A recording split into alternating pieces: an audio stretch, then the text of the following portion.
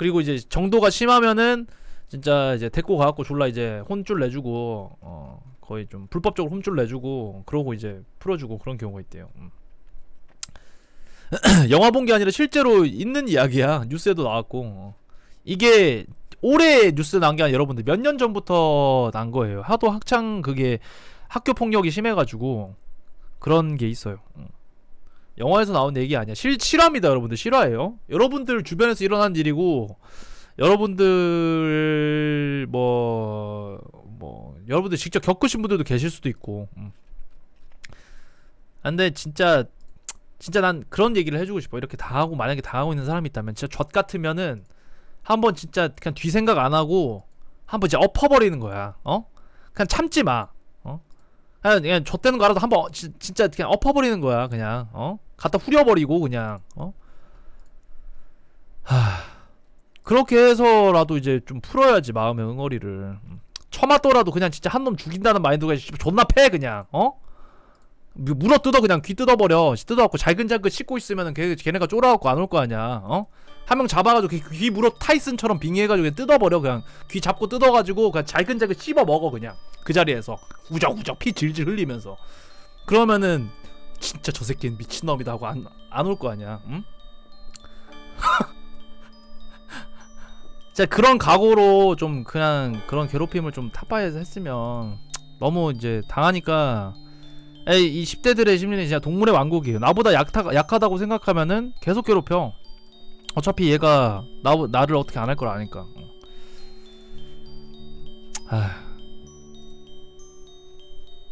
자, 약간 그런 방법이, 약간 원시적인 방법이 필요해요. 저 동물들 보면은 수컷들의 싸움들 이런 거 보면은 자기보다 이제, 그러니까 똑같은 이 뭐 닭끼리 싸우면은 지가 더 커 보이려고, 더 세 보이려고 이렇게 막 고개를 치켜 들거나, 아니면은 막 이렇게 공작 같은 경우는 날개를 화려하게 펼치거나 이렇게 하는 경우가 있잖아. 아니면 뿔로 이제 더 들이받거나. 그런 것처럼 이제 공포를 느끼게 해줘야 돼. 난 니보다 몸도 작고 힘도 약하지만 이런 니 같은 애는 그냥 씹어 먹을 수 있다. 나는 뒤가 없는 새끼다. 이런 거 보여주면은 아무리 빡센 상대라도 절대 안 덤벼들 겁니다. 아무리. 진짜 미친놈인 걸 보여줘 그냥. 막시마 그 연기 그 써니에도 나오잖아. 그 여자가 진짜 빙의한 척, 빙의 된 건지 진짜 한 건지 모르겠지만 이렇게 막 하면서 막 욕하면서 막 눈깔 뒤집으니까는 쫄아가지고 도망가잖아. 그것처럼 막 이제 앞에서 막 그렇게 해. 학교에서 자꾸 막 야 니 와봐라 하면서 오늘 뭐 해놨나 하면서 돈 없나? 이러면서 욕도 없나? 갑자기 가방에서 본드 싹 꺼내갖고 하면서 존나 빨아. 본드 꺼내가지고 부족하다 하면서 그렇게 하면 다 꺼지지 않을까? 씨발 하면서 안돼 부족해. 씨발 뭐 찔러야 돼 하면서. 그럼 야 가자 하면서. 실화는 아니야. 실화 아니지. 그러니까 힘으로 제압이 안 되면 그냥 걔보다 미치면 돼. 미친 새끼인 걸 연기하든 어떻게 하든 그냥 보여주면 돼. 동물의 왕국이 그래, 여러분들. 진짜로. 동물의 왕국이 그래요. 어떻게 보면은 이제 성숙하지 못한 사람은 어찌 보면 동물이랑 다름이 없지. 다음 이야기 보도록 하겠습니다. 자, 요거는 그냥 요런 일도 있다 하고 보고 가도록 하겠습니다. 좀 외롭게 보여서요. 뭘 외로워요, 둘이 있는데. 달래기 위해서 술 한잔 사줄까 그렇게 했는데. 아이고 참. 차라리 불쌍한 불이웃을 도와주세요. 그렇긴 한데 아저씨가 파출소에서 한가한 사람인가. 남자분이 그렇게 하는데 여자분이 신고 안 하겠어요? 아니 신고 안 하는 것이 아니라 어떻게 끌고 가서 술 한잔 했다고 그러면 몰라. 끌고 가는 건 또 다른 거고 여기 앞에 앉아 계시면 어떡해요. 아니 치근대시면 되겠느냐고요. 치근거리는 게 아니지. 여자분이 울잖아요. 왜 울어? 그렇게 걱정되고 생각하시는 것처럼 구시는데 나이가 어린 사람들한테 일찍 귀가하라고 이야기를 해야지 술 한잔 먹자고 그렇게 얘기하시는 분이 어디 있어요? 아니 어른이니까 그러면 받아줄 수도 있다. 그럴 용의가 있다 이거지. 아이고 아저씨. 50대 20대 여성을 꼬시려는 50대의 신고를 받고 나간 사람이었습니다. 뭐 용기는 가상해. 용기는 가상한데 그 동기가 참 이 좀 음흉해. 용기는 가상한데. 참 BJ가 될 상이라고? 이게 근데 이것 때문에 좀 논란이 많아요. 응? 얘기가 많아. 이거 악용하는 사람들도 있어 요새. 야킹 이런 거 많이 하잖아 솔직히 아프리카 방송에서. 이거 그러니까 이 일반 시민들 중에서 악용하는 사람들이 있다니까. 일부러 거기에 이렇게 출연했다가 말 바꿔버리는 거야. 나 그 촬영 허가 낸 적 없다. 내 초상권 침해 당했고 나는 지금 되게 불쾌하고 정신적으로 스트레스를 받고 있고 밥도 잘 못 먹고 다닌다. 사람들이 무섭다. 정신과 치료 받은 내역도 있다. 이렇게 해가지고 해버리면은 문제가 되는 거지. 위험해요. 이 요새는 조금 잠잠한데 그래도 옛날에 한번 크게 사건이 있어가지고 또 거의 난리가 났었지. 타비 언급은 자제해 주시고요. 타비 언급 나올 것 같았는데 자제해 주시고. 자, 빠르게 다른 내용으로 넘어갈게요. 그냥 보도록 하겠습니다.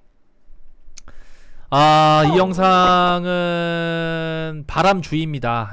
바람주의 영상 보신 분들도 있을 거고 안 보신 분들도 계실 텐데 요거는 실제 일어난 사건입니다. 영상 실제 일어난 사건이고요. 한때 정말 난리가 났었던 사건인데 부산에서 요 비슷한 일이 최근은 아니고 얼마 전에 일어났었어요. 운전 미숙으로 어떤 어머님이 타고 있던 그 마티즈 소형 경차가 저기 바닷가로 빠져가지고 수영강 저기 빠져가지고 그 어머니가 식물인간이 된 사건이 있는데 참 운전 미숙 이것도 정말 큰 범죄가 아닐까.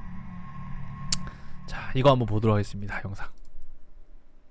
왜 이렇게 잘 안 끼워줘? 이거 좀 밀어봐. 야 아니.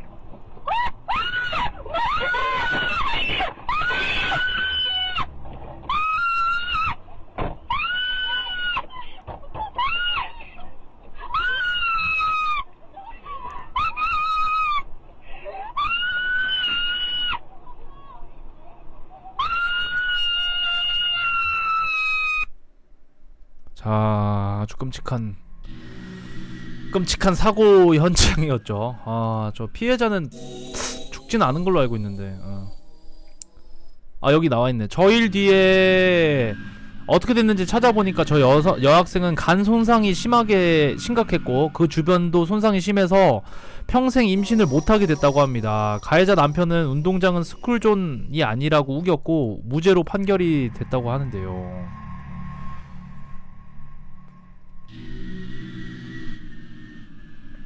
가해자 남편은 피해자에 대한 걱정도 죄의식도 동정심도 반성의 기미조차 없고 어떻게 하면 조금이라도 손해를 덜 볼까 궁리를 하고 있었다. 운동장이라 스쿨존은 아니라는 듯이 보험사에서 피해자 가족들을 만나지 말랬다느니 하는 말부터 시작해서 온갖 거짓말과 변명을 늘어놓았다. 변호사의 분석에 의하면 교통사고 특례법상 11대 중과실에 해당되는 점이 없기 때문에 특별한 형사적 처벌이나 면허 취소의 사유가 되지 못한다.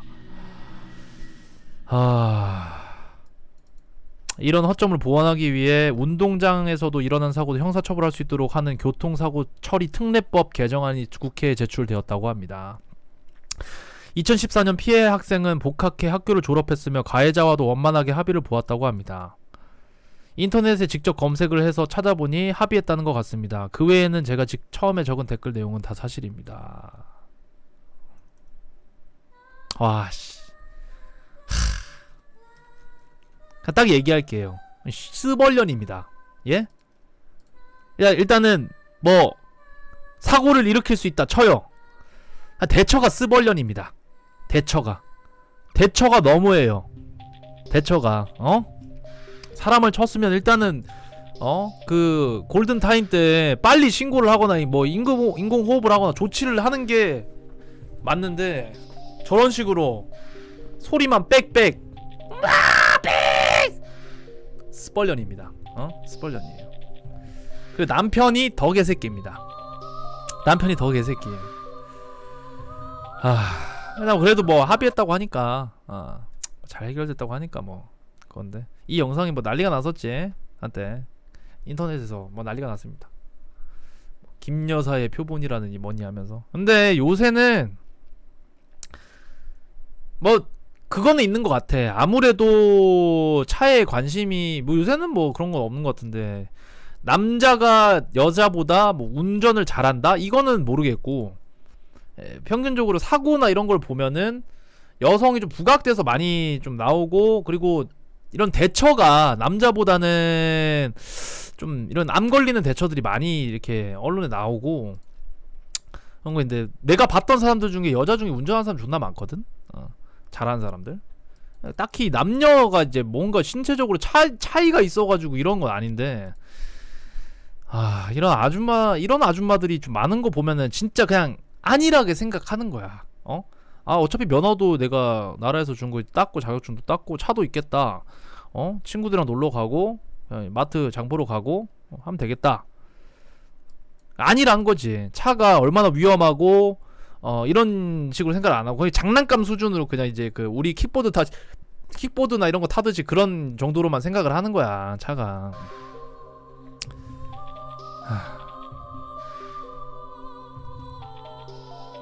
그래서 이제 좀 바뀌긴 했어요. 바뀌긴 했습니다. 이제 면허가 점차 더 어려워질 거. 지금도 예전보단 더 많이 어려워졌는데, 면허 따기가 더 어려워질 거고, 갱신 그것도 좀 짧아진다고 합니다. 그 갱신하는 거. 그게 기억이 나네. 예전에 서울에 뭐 공방이었나 뭔지 모르겠는데, 서울 갔다가 밤에 거의 막차 타고 이제 내려오려고, 첫 차 타고 내려오려고 이제 새벽에 가고 있는데, 그 서울역 앞에서 나 교통사고 2번 봤어. 2번을 봤어. 내가 직접 신고한 게 아니라 그냥 멀리 그 계단 쪽에서. 그 앞에 사고 졸라 많이 일어나더라. 서울역 갈 때마다 나 사고 봤어. 새벽에 끽 진짜 바로 앞에서 그 끽 한 소리 한거 뻥 하는 소리 나오고, 보니까 알고 보니까 거기 이제 무단횡단인가 뭔가 모르겠는데, 그 가다가 차에 치이셔가지고 이제 사고 나고. 그리고 그 똑같이 또 이제 기차 타러 이제 부산 돌아가는 길에 또 봤는데, 거기 또 똑같은 장소에 사고 나고. 서울역에 엄청 사고 자주 나고. 그게 내가 사고 날 때마다 가서 본 건지 모르겠어. 그것도 다 밤에. 그리고 나 느낀 게 있어. 서울 택시 아저씨들 너무 불친절해. 서울 택시 아저씨들. 나 맨날 갈 때마다 느껴. 서울에 그냥 뭐 공방이나 아니면은 뭐 이제 뭐 간담회 이런 것 때문에 가잖아. 서울 택시 아저씨들 왜 이렇게 불친절한지 모르겠어. 왜 그런지. 난 그러니까 다른 지역에서 택시를 탈 때보다 서울에서 택시 타면은, 그러니까 대답을 일단 안 하세요. 부산은 뭐 이제 어디 가주세요 이러면은 그래 뭐 어디 갑니까 뭐 내비 뭐 해주세요 하면은 그 내비 없어도 된다 하면서 뭐 이런 아저씨들이 있는데, 서울 가면은 케바케가 아니라 난 탈 때마다 그랬어. 나 혼자 탄 것도 아니고 이제 뭐 민국이 형, 준이 형, 뭐 봉준이 형, 뭐 진유다 형, 뭐 같이 가는 사람도 있을 거 아니야. 무비 형이랑 그때 갔었는데, 갈 때마다 진짜 너무 차갑고 막, 그러니까 뭐라 해야 되지? 귀찮다는 듯이 하고, 그리고 나는 서울 지리를 모르니까 주소 좀 찍고 갈게요 하고 이렇게 찍어달라고 하면은 가면서 막 찍으셔. 그러다가 이제 막 뒤에 차 밀리고 이러니까 원래 정차하고 이제 찍어야 되잖아. 그러니까 아씨 하면서 막 차 딱 대더니 뭐라고요? 다시 불러달라면서 그 주소 이렇게 얘기해. 막 길게 얘기하는 것도 아니고. 그게 케바케지. 너가 타봐야 몇 번을 탄다고 택시기사가 몇 명인데, 내가 서울 간 것만 해서 치더라도 한 10번은 되니까 갈 때마다 그랬어. 그게 그 케바케라고 하기엔 좀 너무 좀 그런 게 아닌가. 난 그래서 서울 가면 택시 타면 말 잘 대답도 잘 안 하고 그냥 안 해. 무서워서. 택시가 너무 무서워. 특히 그런 것 같아. 보자. 오케이, 알겠습니다, 운영자님. 여러분들 채팅창에 욕설이나 그런 것들은 자제해 주시기 바랍니다. 욕설 같은 거 신고 들어갔나 보네. 나도 솔직히 부산에서 이 대중교통을 이용할 때 그런 빈도가 좀 높다고 생각하는 편이었는데, 서울 가서 택시 타고 좀 많이 좀 실망했어요. 그런 점에서. 물론 아닌 사람들도 있겠지만 그 빈도가 너무 잦아서 난 여기 원래 다 화가 나 있나. 나 무비 형한테도 그때 간담회 가는 길에 형, 뭐 서울 택시 아저씨들 왜 다 화가 나 있냐면서 원래 이런가? 왜 이렇게 불친절한가? 맨날 그 얘기를 했었거든. 승차 거부가 개 많다고? 몰라. 그거는 잘 모르겠고. 그거는 있어. 뭐 어디 간다고 하면은 안 간다. 거기 안 가요 하면서 슝 가는 그것도 승차 거부인가? 뭐 그런 건 되게 많던데. 그리고 신기했던 게 그 역 앞에 이렇게 쭉 서가지고 이제 택시 그 한 명씩 한 차 순차대로 이렇게 기다리는 거 그거 되게 신기하더라잉. 부산은 이제 가면은 그냥 이제 택시 정거장 같은 데 가면 줄 안 서고 그냥 이렇게 한 번씩 다 타고 가거든? 그거 되게 신기하던데? 보면은 이제 여기 이렇게 도로면은 여기 이렇게 무슨 정거장이 있고 여기 또 도로가 있고 이러잖아. 여기 쭈루루 서가지고 여기 택시가 삑 서면은 한 팀 타고 가고 여기 이렇게 손님들 있으면은 여기 타고 가고 이렇게 가대? 이게 되게 좀 질서정연하게 잘 이루어지더라고. 근데 뭔가 답답했어. 뭔가 답답해. 왜 뭐지? 왜 여기 택시들 존나 많은데 왜 이거 안 타고 그냥 한 명씩 타는 거지? 궁금하기도 했고. 몰라 신기하다. 그럼 부산은 그냥 이제 택시들이 이렇게 쭉 가생이에 다 서 있어요. 그러면은 여기 사람들 걸어가다가 여기 타고 이렇게 가거든. 여기 타고 이렇게 쭉 간단 말이야. 근데 이게 되게 좀 신기했어. 이게 다 그렇더라고. 어느 택시 타는 곳을 가더나. 이게 근데 안전하지. 이게 되게 질서정연하고 좋지. 택시도 쓱 까버리는 게 아니라 그리고 택시 아저씨들도 성깔 급해. 그 택시 아저씨 직접 내려가지고 저기 타서 짐 여기 넣고 여기 타서 부산역 가보면 알 거야. 그 옆에 택시 타는 데 있거든. 거기 가면은 그 택시 줄이 두 줄인가 세 줄이야. 쫙 돼 있으면은 어디 가시는 분 계십니까? 어디 멀리 가시는 분 계십니까? 일로 가 있어. 여기 저기 파파파파파 쫙 출발 따따따따 존내 빠르게 진행된단 말이야. 부산 사람들이 성격이 급해서 그런지 모르겠는데 이게 되게 좀 신기했고. 부산 택시 아저씨들 중에서도 좀 불친절한 사람들 많은데 서울이 특히나 그 차가움을 느꼈어. 뭔가 화나 있는 듯한 그런 느낌? 뭔가 좀 이유가 있는지 아니면 택시가 부산보다 훨씬 크니까 엄청 많아서 그런 건지 그런 건 잘 모르겠는데 뭔가 무시하는 그런 느낌. 뭐 서울 비하고나 그런 건 아닌데 그런 느낌을 받았습니다. 부산 사람으로서 갈 때마다. 자, 다음 이야기 한번 보도록 하겠습니다. 자,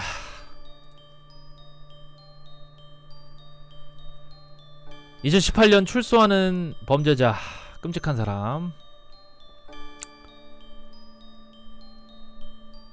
자, 여기에 보이는 사진들은 뭐 이름과 연락처와 신장과 나이와 뭐 수료일 뭐 이런 것들이 적혀 있고요. 이분은 정명석 씨입니다. 정명석한테 상납되는 중고등학생과 여대생들의 프로필 사진입니다. 자기와 관계를 갖기 위해 모델급 여자들만 따로 뽑아서 관리를 했다고 합니다. 정명석의 사진에 나체로 키스하는 여자 신도. 교주를 향해 주님 저희랑 반신욕해요 라고 말하는 단체 여신도들. 정명석은 일대 다수의 병태 행위를 즐겼다고 합니다. 정명석과 성관계를 하면 은혜를 입는다고 생각하는 여신도들은 처음에는 여자 간부에 의해 강압적으로 관계를 갖고 그 후에는 자발적으로 정명도를 원한다고 합니다. 은혜를 받는다고 생각하기 때문. JMS 집회의 엄청난 수의 신도들. JMS는 호주로 포교 가서 신도들을 만들고 정명석한테 사랑의 편지를 쓰게 합니다. 호주에서 포교하다가 백인 여자들이 넘어가서 호주 방송에도 조심하라고 크게 보도가 되었습니다. 자, 2018년에 출소하는 끔찍한 사람이라는 내용의 아저씨였습니다. 뭐 충격적인 피해 사례 등이랑 뭐 되게 많이 나와 있는데요. 92년도부터 뭐 이어지는 사례들이고 해외에서도 뭐 이제 유명하고 호주에서 특히나 이런 포교 활동이 좀 자주 일어났다고 하고 뭐 이런 불순한 일들 있죠. 뭐 여신도가 의사로 있는 뭐 서울의 산부인과에 가서 낙태 수술을 하는 등 여신도들을 임신시키고 단체 난교 파티를 벌이는 등 뭐 성기에 호스를 끓고 뜨거운 물을 콸콸 뭐 붓는다는 등 그룹 섹스를 한다는 등 뭐 이런 등의 여러분들이 이제 상상 그 이상의 짓을 벌인 어떻게 보면 사이비 종교의 교주입니다. 교주.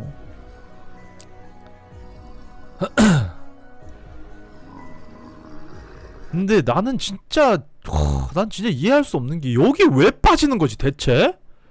특히나 이런 그 젊은 여자들도 있는데 대체 왜 빠지? 왜? why? 왜? 그 젊은 팔팔한 그 뭐 친구들 내버두고 왜? 와, 아니, 이해를 할 수가 없네. 아 근데 진짜 이런 게 여러분들 요즘도 있어. 요즘도 그 뭐 종교 이름은 말할 수 없지만은 저기 번화 같은 데 나가면 젊은 사람들이 이제 팜플렛 같은 거 들고 이제 아니면 요새는 핸드폰을 들고 핸드폰 영상을 보여줘. 영상 같은 거 이제 들고 와가지고 뭐 이제 처음에 요즘엔 수법은 어떠냐면은 그냥 뭐 설문조사 이제 대학교 리서치 이런 거 왔다면서 잠깐 1분 정도 시간 내주시면 된다면서 도와달라고 해놓고 영상 막 보여주는데 영상 앞에 삥 하고 딱 좀 몇 초 지나면은 삥 하면서 영상이 나와. 포기 영상 나와. 그런 식으로 많이 하고 막 그래요. 근데 그거 하는 사람들이 보면은 다 우리 또래들이야. 20대 초반 뭐 중반 30대 초반 막 나이 많으신 어르신분들이 아니란 말이야. 대체 왜? 학교에서 똑같이 이제 수업 듣고 이제 애들끼리 막 야야 씨발 이거 사이비 머리 어쩌고 그러고도 다 들었을 텐데 왜? 감동 실화가 아니라 이거는 나뿐만이 아니라 많이 겪었을걸? 당장에 저기 버스 터미널 같은 데만 가봐도 그런 사람들 존나 많은데.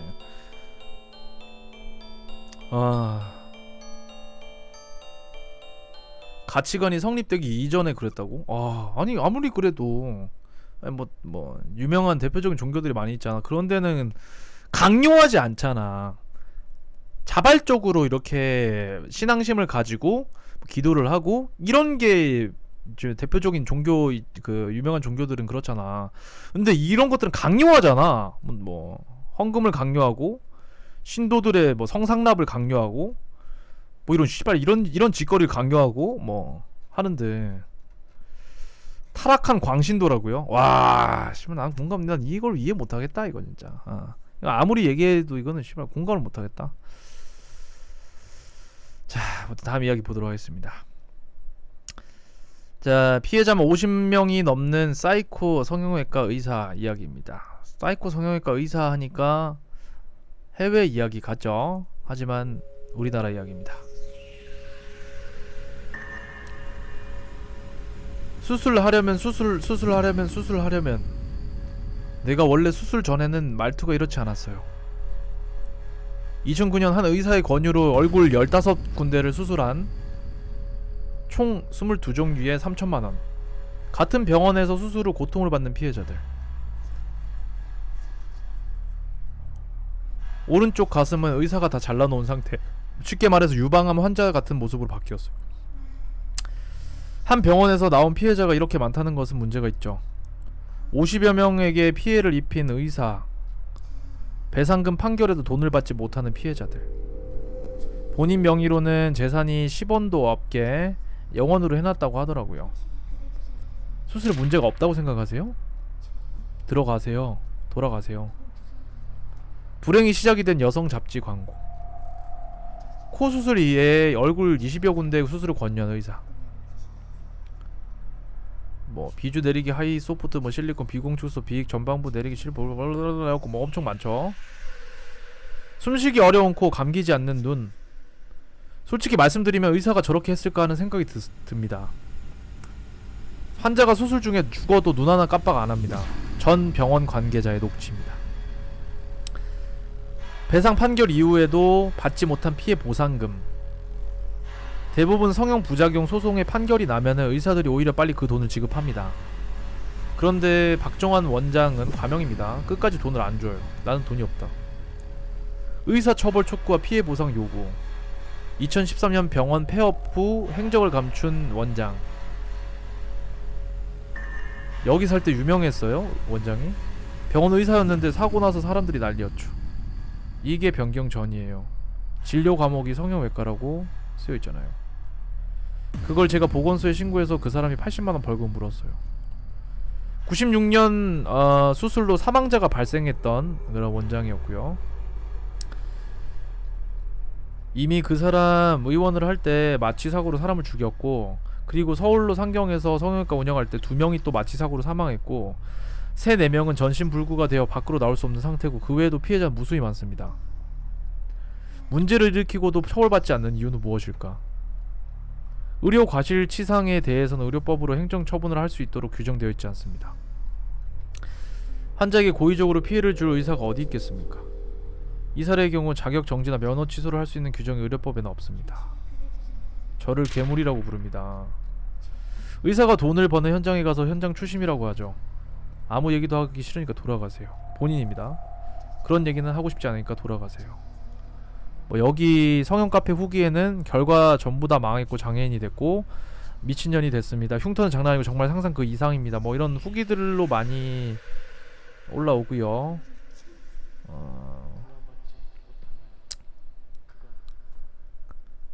안타까운 게 이게 마취 사고는, 마취는 그러니까 전문을 쓰잖아. 원래 마취 전문이 따로 있고 뭐 방사선 전문이 따로 있고 이런 식이잖아. 보통 병원 보면은 이 마취 이거를 같이 하다가 막 사고가 나는 경우가 꽤 많은 것 같아. 원래 보통 마취과는 따로 있어요, 여러분들. 그러니까 외과 뭐 내과 이런 것처럼 마취과가 따로 있단 말이야. 큰 병원 가면은 가보신 분들 다 아실 거야. 근데 이게 성형외과에서는 마취를 또 이제 뭐 한 사람이 뭐 전문적인 그거 없이 해서 그런가 이런 경우가 좀 잦은 것. 부산에서도 여러분들 몇 번 일어났어. 이런 거 크게 일어났었어. 뉴스에도 보도되고.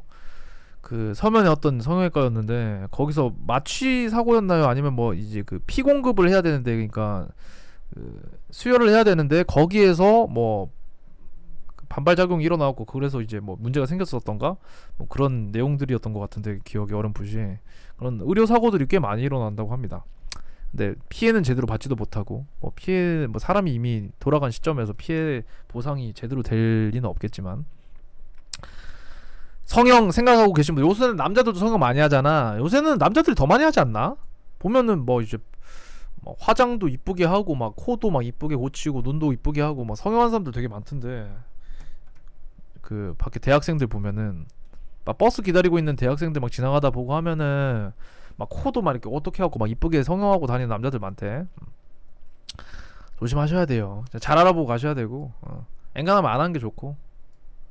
내 친동생도 눈코 성형했다. 제 친구도 이제 코 성형했어. 코 성형해가지고 이제 별명이 코이쁜인데, 그 친구도 이제 코 건드면 존나 예민합니다. 장난으로 막 코 때리는 신용하면 이제 죽일 듯이 뭐라고 그런 친구가 있는데, 코이쁜이 걔는 만족하더라고. 코가 되게 오똑해졌어.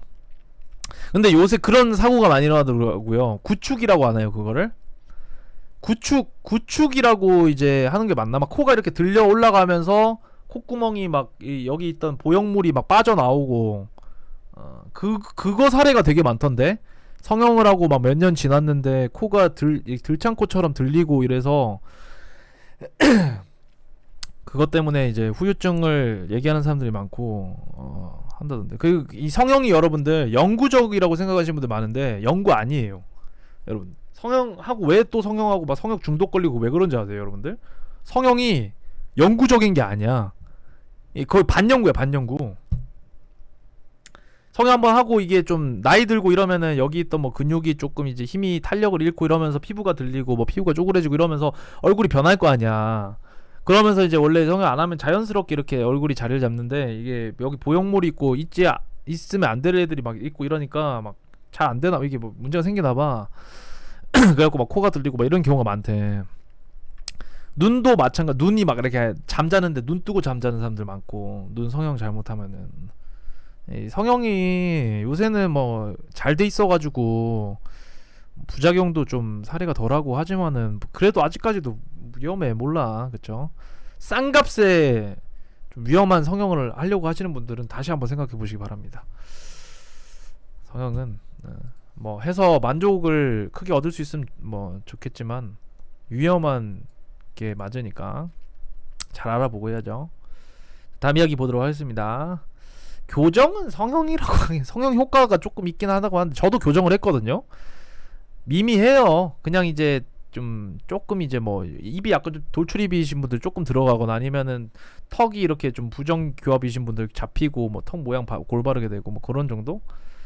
교정으로 성형 효과를 바라는 건 욕심이지. 가끔가다 케바케로 그렇게 크게 효과를 보는 분들도 계시긴 해요. 교정으로. 그치. 양악 수술도 아니고 교정으로는 양악 수술할 때 교정합니다. 여러분들 아시나요? 양악 수술할 때 앞에 교정을 먼저 해. 교정을 먼저 하거나 뭐 후회하는 건지 모르겠는데 교정을 해요. 자, 다음 이야기 보도록 하겠습니다. 유명 시인의 사건 전말입니다. 총망받던 시인이 하루아침에 성범죄자가 된 사연입니다. 1년 전 어느 날 한 여성이 성희롱을 당했다는 트윗을 올렸습니다. 용기 내서 몇 자 적어봅니다. 작년 미성년자인 저는 저보다 나이가 20살 많은 시인에게 성희롱을 당한 적이 있습니다. 저는 엄청난 불쾌감을 느꼈기 때문에 그건 조금 그렇다고 하자 여자 맛도 알아야지와 같은 말을 덧붙이셨습니다.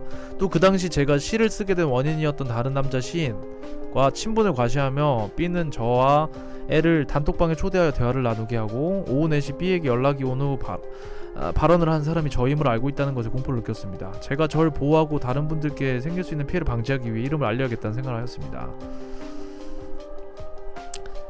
B가 박진성 시인임을 밝힙니다. 미성년자인 문학 지망생을 성희롱했다고 지목된 건 박진성 시인. 2014년 동료들이 뽑은 올해의 젊은 시인상, 2015년 시작 작품상을 받은 촉망받는 시인. 그의 성희롱 폭로 트윗은 여성 커뮤니티를 통해 빠르게 확산이 되었고 한 여성은 자의적이지 않은 성관계를 했다며 그에게 성폭행을 당했다는 폭로까지 나왔습니다. 사실이 확인되지 않았지만 마녀 사냥이 시작됐고 온라인에서 박진성 시인은 이미 강간범이 되었습니다. 살인범도 사진과 실명이 가려지지만 박진성 시인은 한 미디어의 최초 보도에서 사진과 실명이 그대로 노출이 되었습니다. 동네 창피하다 이사를 가라. 신문사에서 얼굴과 실명을 공개할 정도면 네 아들은 성범죄자가 확실하다. 박진성 시인은 물론 가족까지 사회생활은 물론 일상생활도 불가능한 지경에 이르렀습니다. 출판사는 출간 예정인 그의 책 4권을 계약 해지했고 출간된 시집은 출고 정지했습니다. 트위터 폭로대 고작 일주일 사이에 벌어진 일. 시가 저의 전부인데 사람들이 더 이상 제 글을 읽지 않고 책을 낼 수 없게 돼 저는 더 이상 할 수 있는 게 없습니다. 박진성 시인. 박진성 시인은 낮에는 외출조차 할 수 없는 신세. 사건은 1년 뒤에야 진실을 드러냈습니다. 무혐의. 성폭행이 아니라 동의하에 이뤄진 성관계였고 여성이 허위로 신고한 것으로 드러났습니다. 성희롱 폭로도 사실이 아닌 것으로 밝혀졌고 허위로 밝혀진 뒤 이 여성은 시인에게 무고 소송을 하지 말아달라고 요구했고 총망받던 시인이 성범죄자로 낙인 찍힌 데 걸린 시간은 겨우 일주일. 그러나 누명을 벗는 데 걸린 시간은 1년. 그는 체념한 듯 무혐의 처분을 받은 뒤 짧은 시를 썼습니다.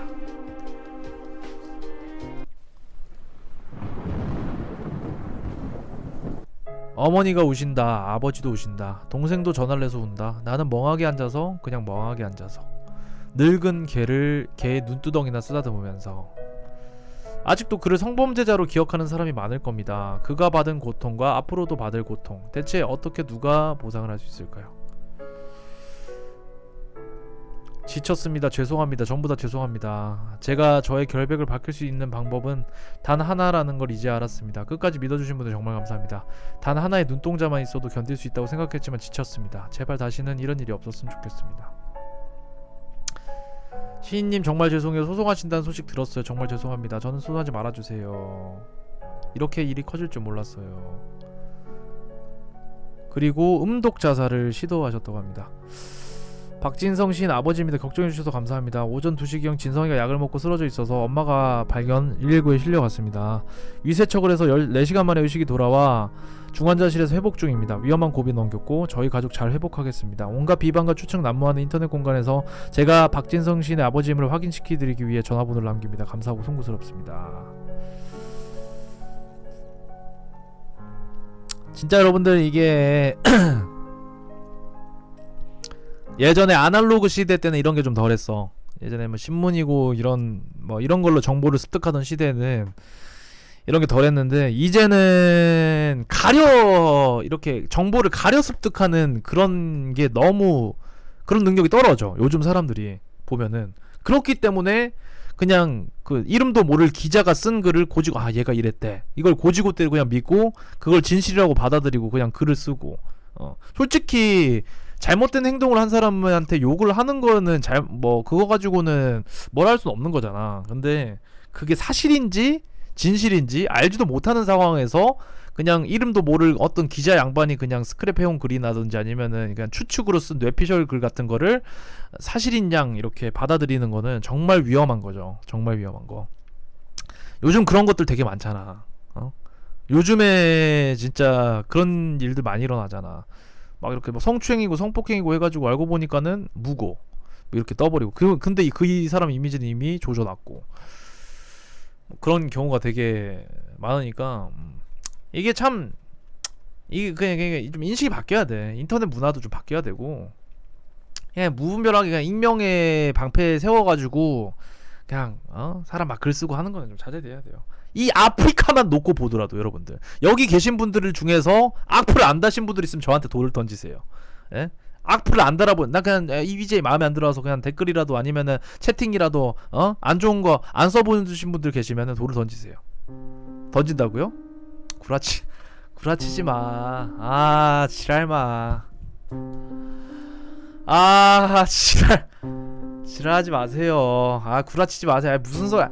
한 번은 있을 거 아니야. 그냥 싫어가지고 그런 글을 쓰잖아. 근데 잘 생각해보고 이게 좀 진짜 화를 좀 가라앉혀보고 분명 그 사람이 잘못한 짓을 했었더라도 한 번은 정말 이게 그냥 진짜 사람 죽일 만한 일인가, 이 키보드로 이렇게 진짜 이렇게 써야 될 만한 일인가 다시 한번 곰곰이 생각해보고 글을 쓰셔야 됩니다. 너부터 바뀌어라 흥민아. 건빵한테 좀 베풀고 퀵뷰 같은 거 좀 나눠주고 너무 별만 밝히지 말고 흥민아. 예전에 그런 말이 있었어. 건빵이 미래고 긁지 않은 복권이다. 이 웃음은 건빵은 건빵이야. 요즘은 건빵은 건빵이야. 긁혔는데 대박친 복권들이 더 복권이야. 예전엔 그런 얘기가 있었어. 아프리카의 유행이었어. 긁지 않은 복권 건빵이 왕이다. 요새는 아니야. 요새 잘 없어 그런 경우. 개천에서 욕난다? 아니 요즘은 한강에서 욕나. 개천에서 욕 안나. 욕 나는 데서 욕나 요새는. 그게 좀 씁쓸하긴 하지 솔직히. 좀 씁쓸하긴 해요. 예전도 뭐 그게 마냥 그런 건 아니었지만 씁쓸하긴 하지. 사회가 점점 좀 뭔가 삭막해지고 뭐 이렇게 바뀌어 간다는 게 참 좀 그렇긴 하다. 긁혀도 110원이라고?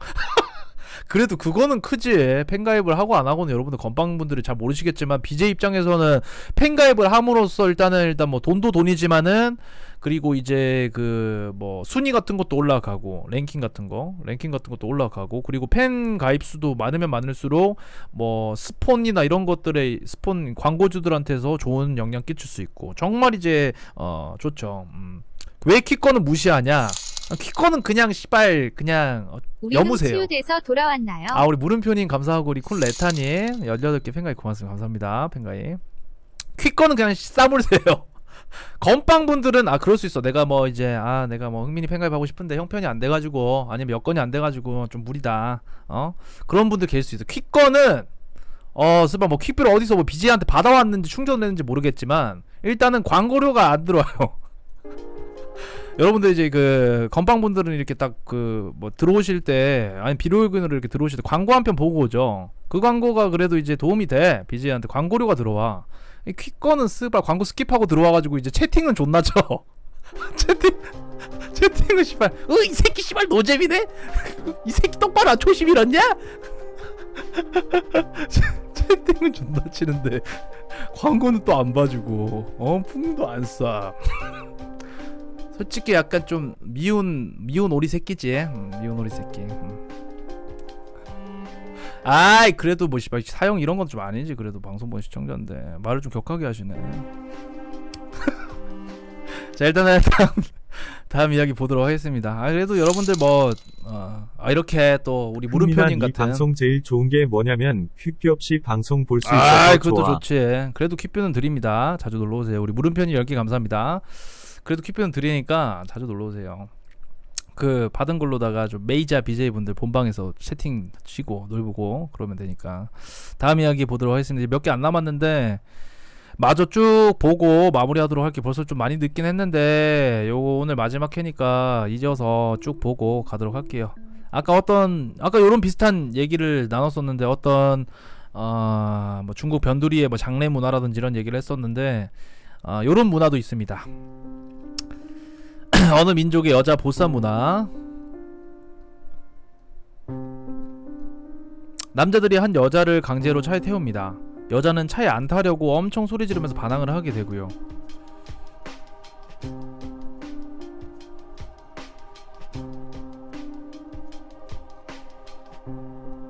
하지만 결국 차에 타 울며 발버둥 치지만 남자들이 몸을 잡고 있습니다. 우리 항익홍행님이 100개 너무 감사합니다. 별풍선 고마워요. 감사합니다. 우리가 처음 만났을 때 남편이 제게 우리 부모님을 보낼까? 아니면 그냥 당신을 보쌈할까? 라고 물었어요. 전 남자친구가 있으니 그러지 말라고 했죠. 그런데 두 번째 만났을 때 남편이 저를 보쌈했어요. 물론 신부 보쌈은 법을 어기는 거죠. 하지만 모두가 이해합니다. 이건 전통이고 바꿀 수 없는 것입니다. 이들은 부부인데 여자는 남자친구가 있었는데 불구하고 강제로 보쌈을 합니다. 이 신부 보쌈은 900년 된 전통이라고 합니다. 2007년 키르기스스탄 출생신고에 따르면은 5명 중 1명의 여자아이가 아세마라는 이 영화 주인공의 이름을 땄습니다. 그만큼 영화의 인기가 대단했다는 거죠. 신부 보쌈이 늘어나는 이유는 우리 문화의 일면이 되살아나는 것이라고 생각합니다. 위의 사진은 영화 속 장면인데 신부 보쌈 당한 여자가 행복하게 잘 산다는 내용. 원래 신부 보쌈은 시골에서만 했었는데 저 영화가 개봉되면서 흥행을 하자 도시에서도 이제 신부 보쌈을 합니다. 키르기스스탄의 신부 보쌈 문화. 키르기스스탄 전체 결혼의 50% 이상이 신부 보쌈을 차지합니다. 이 여자도 보쌈을 당했네요. 집에 안 들어가려고 발버둥을 치는데 졸라 잡고, 더군다나 저 사람들은 같은 여자면서 웃고 있습니다. 신부 보쌈을 위해 한 달 정도 준비를 했어요. 신부는 제 친구고 서로 오랫동안 알고 지냈죠. 그녀는 저와 가족들이 보쌈에 갈 것이라는 걸 알아요. 결혼할 것은 알고 있지만 오늘 보쌈 될 건 예상하지 못하고 있죠. 이 사람들은 아까 매니에 나온 초록티 입은 여자를 보쌈해온 사람들. 밑에 주민들이 신부 보쌈이 성공적으로 되길 바란다면서 박수를 치고 있습니다. 예비 신부를 우물가로 데려오고 두 사람이 가까이 오면 우리가 차를 타고 둘 다 데려갈게요. 우리를 때려도 좋고 울어도 좋아요. 행복하게 잘 살 거야. 스카프를 써. 신랑 친구들이 신부 친구에게 여자를 유인시키고 초록티 입은 여자는 저렇게 보쌈이 됩니다. 여자가 쓰는 저 스카프는 여자도 결혼에 동의한다는 뜻이라서 여자가 안 쓰려고 존나 발악하지만 결국 포기하게 됩니다. 이 나라 경찰과 공무원 대부분이 신부 보쌈이 불법인 걸 모릅니다. 안다고 해도 오랜 전통이라고 생각하죠. 이건 가정을 꾸리는 방법 중 하나입니다. 요즘 남자가 청혼을 하면 매번 거절을 당합니다. 속으로 청혼을 받아들이고 싶어도 여성들은 거절하죠. 우리는 여성이 거절하면 순결하다고 생각합니다. 만약 여성이 청혼을 수락하면 결혼하고 싶어 안달이 난 사람으로 생각하게 될 겁니다. 곧 결혼하게 될 것이란 걸 알고 있었나요? 아니요. 남자친구가 우린 다른 방식으로 결혼하게 해주겠다고 약속을 했었거든요. 지금 기분이 어때요? 처음 이곳에 왔을 때만 해도 울고 싶었지만 지금은 그냥 좀 피곤해요. 대다수 사람들이 신부를 보쌈해서 결혼합니다. 일단 결정을 한 후 여자를 보쌈하죠. 보쌈당한 여성은 그 집에 머무르고 행복하게 살아갑니다. 이게 우리 딸이에요. 꿈이 많은 아이였는데 보쌈을 당하자 자살을 했어요. 이게 우리 딸 사진. 딸은 할 수 있는 게 없었어요. 너무나 불쌍했죠. 불행했죠. 불쌍한 우리 딸. 사람들이 다 보는 데서 딸을 때리고 수치스럽게 했어요. 딸은 그것을 견딜 수 없었어요. 보쌈으로 한 결혼에서 남편의 폭력이 더 많습니다. 이혼도 더 높아요. 이혼율도. 보쌈 결혼의 경우 이혼한 여성이 결국 가족에게 거부당하고 매춘을 하게 되는 비율도 높습니다. 그녀들은 자살률도 높죠. 혐오라 캡처는 안 했지만 신랑 측에서 저 양을 죽여서 신부 측에게 선물로 줍니다. 우리는 죄지은 도둑이니까 기다려야죠. 신부 측에서 뭘 요구하든 들어줄 겁니다. 신부 할머니, 이 일에 대해 너무 늦게 알려주셨어요. 그래서 신부를 안 주실 건가요? 1년 더 데리고 있으려고 했어요. 너무 늦게 알려주셨잖아요. 만약 모르는 집안이었으면 그 애를 주지 않았을 거예요. 그 애는 학교를 마쳐야 한다고요. 저희가 저지른 실수를 인정하고 사과드립니다. 신랑 아버지. 일단 보쌈 당하면 95% 이상의 여성이 신랑이 마음에 안 들어도 청혼을 수락합니다. 키르기스스탄 여성들은 어려서부터 순종하라고 교육을 받거든요. 그 교육에 대한 결과로 이 같은 현상이 벌어지는 것이죠. 이로 인해 가정폭력, 이혼, 그리고 버림받은 아이들까지 생기고 있습니다. 심지어 여성이 모든 것을 버리고 행복한 가정을 꾸렸다고 해도 그곳엔 사랑은 없습니다. 그 애는 결혼하기 전에 학교를 마칠 계획이었어요. 변호사가 되는 게 꿈이었죠. 보쌈 당한 걸 알고 2-3시간 동안 엄청 울었어요. 하지만 이제는 행복을 빌어줄 뿐 어쩔 수 없이 되었죠.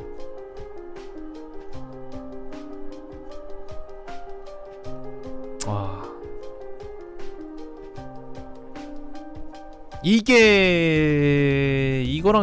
이거랑 뭐라 해야 되지? 같다고는 할 수 없는데 우리 옆나라 옆 동네 일본에서 고대 문화에서도 비슷한 문화가 있었어.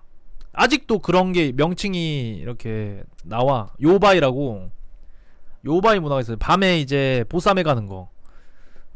옛날에 일본에서는 되게 성문화 이런 게 되게 개방돼 있어가지고 뭐 사무라이 시대 때 요바이. 그리고 그런 거 있었어요. 아내를 공유하는.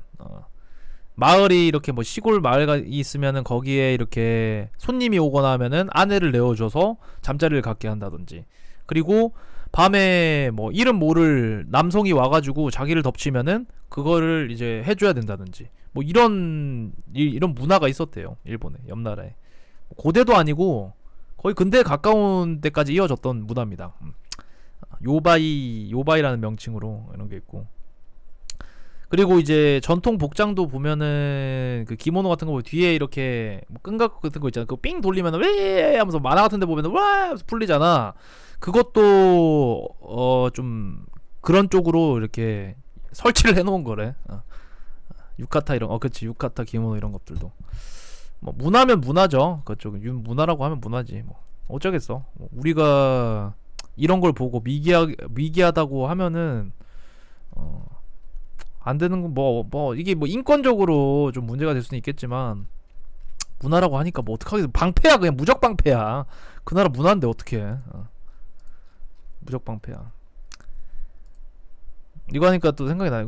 이 고대로 갈수록 약간 이 성적으로 되게 오히려 더 개방이 돼 있다고 하거든요. 저기 이제 고대 그 그리스나 이제 아테네 스파르타 이런 그 문헌을 봐도 그때는 동성애가 빈번했대. 스파르타에 여러분들. 그때 지금은 막 동성애 하면은 막 이제 싫어하는 사람들도 많고 막 뭐 퀴어 축제 이런 것도 하면서 이제 막 표출하고 하잖아. 그때는 오히려 그런 게 이제 일반적이었대. 동성애 이런 게. 그래갖고 이제 여러분들 다음 달에 나오는 이제 어쌔신 크리드 이제 오디세이라고 그 스파르타랑 그 그리스 아테네를 배경으로 한 게임이 나오는데 거기에서 그런 기능이 있어요. 남녀 불문하고 NPC를 꼬실 수 있는 아주 갓게임이 나오거든. 유비소프트에서 스파르타를 배경으로 한 게임이 나오는데 거기에서 이제 여자뿐만이 아니라 남자 NPC도 이제 꼬셔가지고 이제 꼬실 수 있는 그런 기능이 있는데 좀 기대 중입니다. 예. 오디세이 갓게임 기대 중. 그거랑 이제 다음 달에 이제 레드데드 리뎀션 2랑 뭐 재밌는 게임들 많이 나와요. 노숙자 뭐 시뮬레이터 이런 것도 나오고. 제가 좀 약간 좀 이쁘장하게 생긴 하면 여자도 꼬실 수 있으면 여자도 꼬시고 이쁘장하게 생긴 남자도 한번 좀 궁금하니까 그런 기능이 추가됐으니까 그것도 한번 시도해보는 걸로. 나만의 취향으로 좀 이쁘게 핑크하게 좀 꾸며주고. 커밍아웃이 아니라. 근데 이런 말씀 드리면 좀 그럴 수 있는데 저는 좀 그쪽 분들한테 인기가 많은 편이었어요. 어렸을 때부터. 저희 고등학교가 이제 한 반에 40명이 넘어가고 12반, 한 학년에 12반이 있었어. 남고인데 없을래 없을 수가 없지. 친구 중에 그런 친구들이 꽤 있었어. 사건도 있었고. 그때부터 그런 친구들이 꽤 있어요, 여러분들. 뭐 한 친구는 이제 위에 누나가 셋이고 이제 막내 아들내미 이런 친구였는데 걔는 뭐 그냥 누나 영향을 받아서 좀 여성스럽겠거니 했는데 알고 보니까 이제 대학 가니까 커밍아웃하고 진짜였고 뭐 그냥 딱 보면 이제 목욕탕을 같이 못 갈 것 같은 그런 느낌. 걔가 나한테 엄청 잘해줬거든. 그때는 걔가 뭐 그런 티도 안 그냥 좀 되게 여성스러운 아이였지. 그런 느낌도 못 받았는데 알고 보니까 이제 그때 나한테 잘해줬던 것들도 다 그런 것 중에 하나였고. 제 친구가 또 겪은 일은 이제 아까 그 코 수술했다는 애 있죠. 코 이쁜이. 걔가 겪은 일인데 걔가 이제 이과하고 나 문과인데 걔가 그 어떤 그런 좀 끼를 보이는 애가 있어가지고 엄청 싫어했대. 그냥 걔는 그게 싫대. 아주 막 좀 괴롭히고 그랬나봐. 괴롭히진 않고 그냥 막 이렇게 좀 막말을 하고 그랬나봐. 그랬는데 걔가 그 한을 품어가지고 어느 날 막 시비를 걸어가지고 걔 그 당사자가 제 친구가 빡쳐가지고 걔 책상을 뻥 찾는데 거기에서 다이어리 같은 게 이제 발견이 돼가지고 그걸 읽었는데 거기 내용에 막 저주하는 글도 있고. 그리고 사건이 터졌는데 걔가 좋아하는 남자애가 있었어요. 남고니까 남자밖에 없으니까 그 친구가 그 남자애는 걔가 자기를 이성적으로 이렇게 좋아하는지 몰랐나봐. 어느 날 그걸 고백을 했는데 당황스러우니까 그냥 친한 친구가 나한테 고백하니 당황스러우니까 그냥 대답을 안 하고 회피하고 그냥 피해 다녔나봐. 근데 그게 이제 좀 불만이어갖고 그 친구가 집에 전화를 했어요. 집에 전화하고 부모님한테 이 사실을 알렸나봐. 내 친구가 뭐 이렇게 뭐 나를 좋아하고 고백을 하고 약간 좀 게인데 어떻게 해야 될지 모르겠다 이런 얘기를 했는데 그 부모님이 대신 전화를 받아갖고 누구누구야 우리 아들내미가 그런 거 이제 별로 안 좋아하고 너한테 막말을 뭐 그런 얘기 못할 것 같으니까 좀 이제 전화를 안 해줬으면 좋겠고 좀 가까이 안 했으면 좋겠다 해서 얘기했는데 그 친구 대답이 정말 소름 끼쳤죠. 그게 약간 좀 레전드 사건으로 이제 학교에 소문이 떠돌았어요. 지금 불난 집에 부채질 하세요? 모르면 빠져 있으세요. 그런 식으로 이제 자기가 좋아하는 남자의 부모님한테 지금 불난 집에 부채질하냐? 모르면 빠져 있어라. 우리들이 알아서 할 테니까. 아 그럴 땐 보쌈이 아니라 그런 사건이 있었어. 근데 걔랑 나랑 같은 반이었단 말이야. 3학년 때였던가 2학년 때였던가.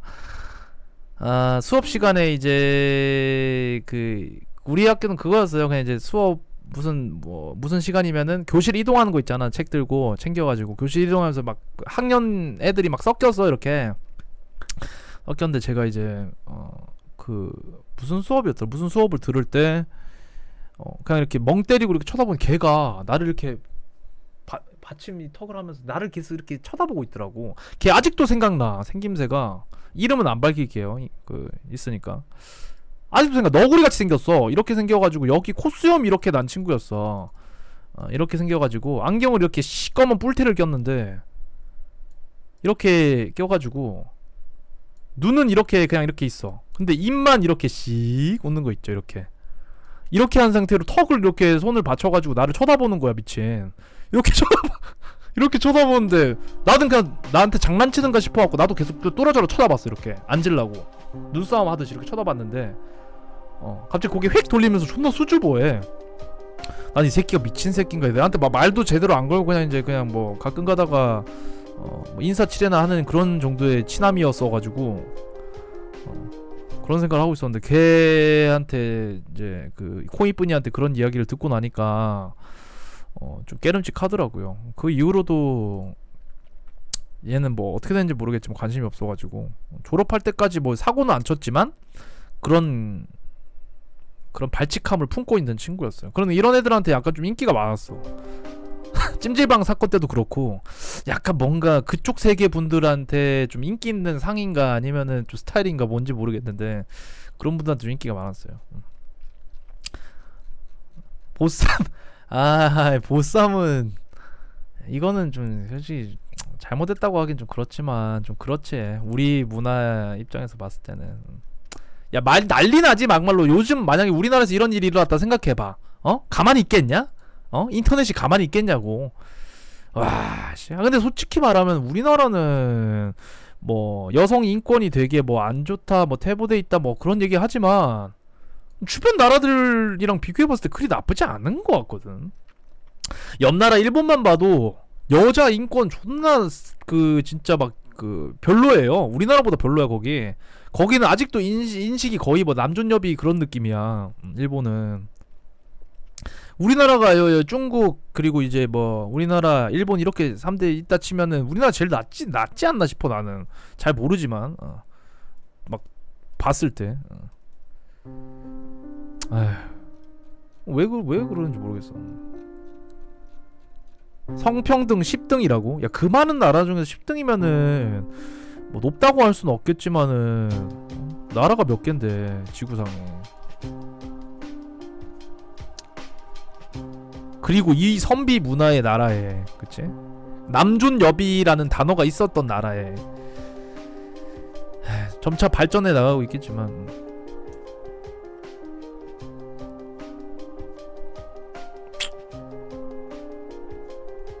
다음 이야기 보도록 하겠습니다. 영화 촬영 중에 귀신이 빙의된 여배우. 요거는 사진이 조금 불쾌할 수 있으니까 주의하시기 바랍니다. 지난 1월 말 캄보디아의 공포영화 촬영 현장에서 실제로 여배우가 귀신에 빙의되어 상대 여배우의 목을 조르는 사건이 발생했다고 한다. 귀신 분장을 한 여배우가 어느 순간 다른 대사를 하면서 충격적인 소동은 시작이 되었고 스태프들이 개입을 하였기에 위험한 상황을 모면할 수 있었는데 피해 여배우입니다. 철사로 목을 졸랐다고 하네요. 이런 식으로 자국이 나올 만큼. 영화 관계자는 사태를 수습하기 위해 배우를 진정시키려 노력을 하였고 스태프가 촬영한 관련 내용의 영상을 유튜브에 게재했습니다. 배우는 한동안 빙의에 풀리지 않아 영화 촬영은 중단이 되었고 댓글들은 고전적인 영화 홍보다라면서 시큰둥한 반응을 보이고 있습니다. 모르겠어요. 노이즈 마케팅인지 뭔지 모르겠지만 뭐 이 영화 한번 보고 싶긴 하네요. 뭐 모르겠습니다. 노이즈 마케팅일 수도 있지. 근데 참 이 연기한 사람은 그냥 범죄자 아니냐 그러면 이거 사실상? 근데 여배우가 좀 이쁜 거 보니까 이 영화 한번 보고 싶기도 하고 여배우가 되게 이제 그 우는 모습이 좀 청순하네요. 영화 좀 재밌을 것 같긴 한데 제가 좀 약간 점티씨가 있어갖고 여기 이제 얼굴에 이렇게 점 있는 사람을 좀 좋아하거든요. 점이 이렇게 두 개 또 이렇게 또 콕 박혀있네.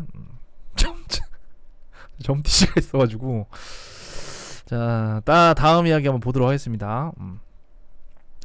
하이 나와선 안 될 사람들이 나오고 있어. 남자들이 나오고 있어. 자 다음 이야기 보도록 하겠습니다.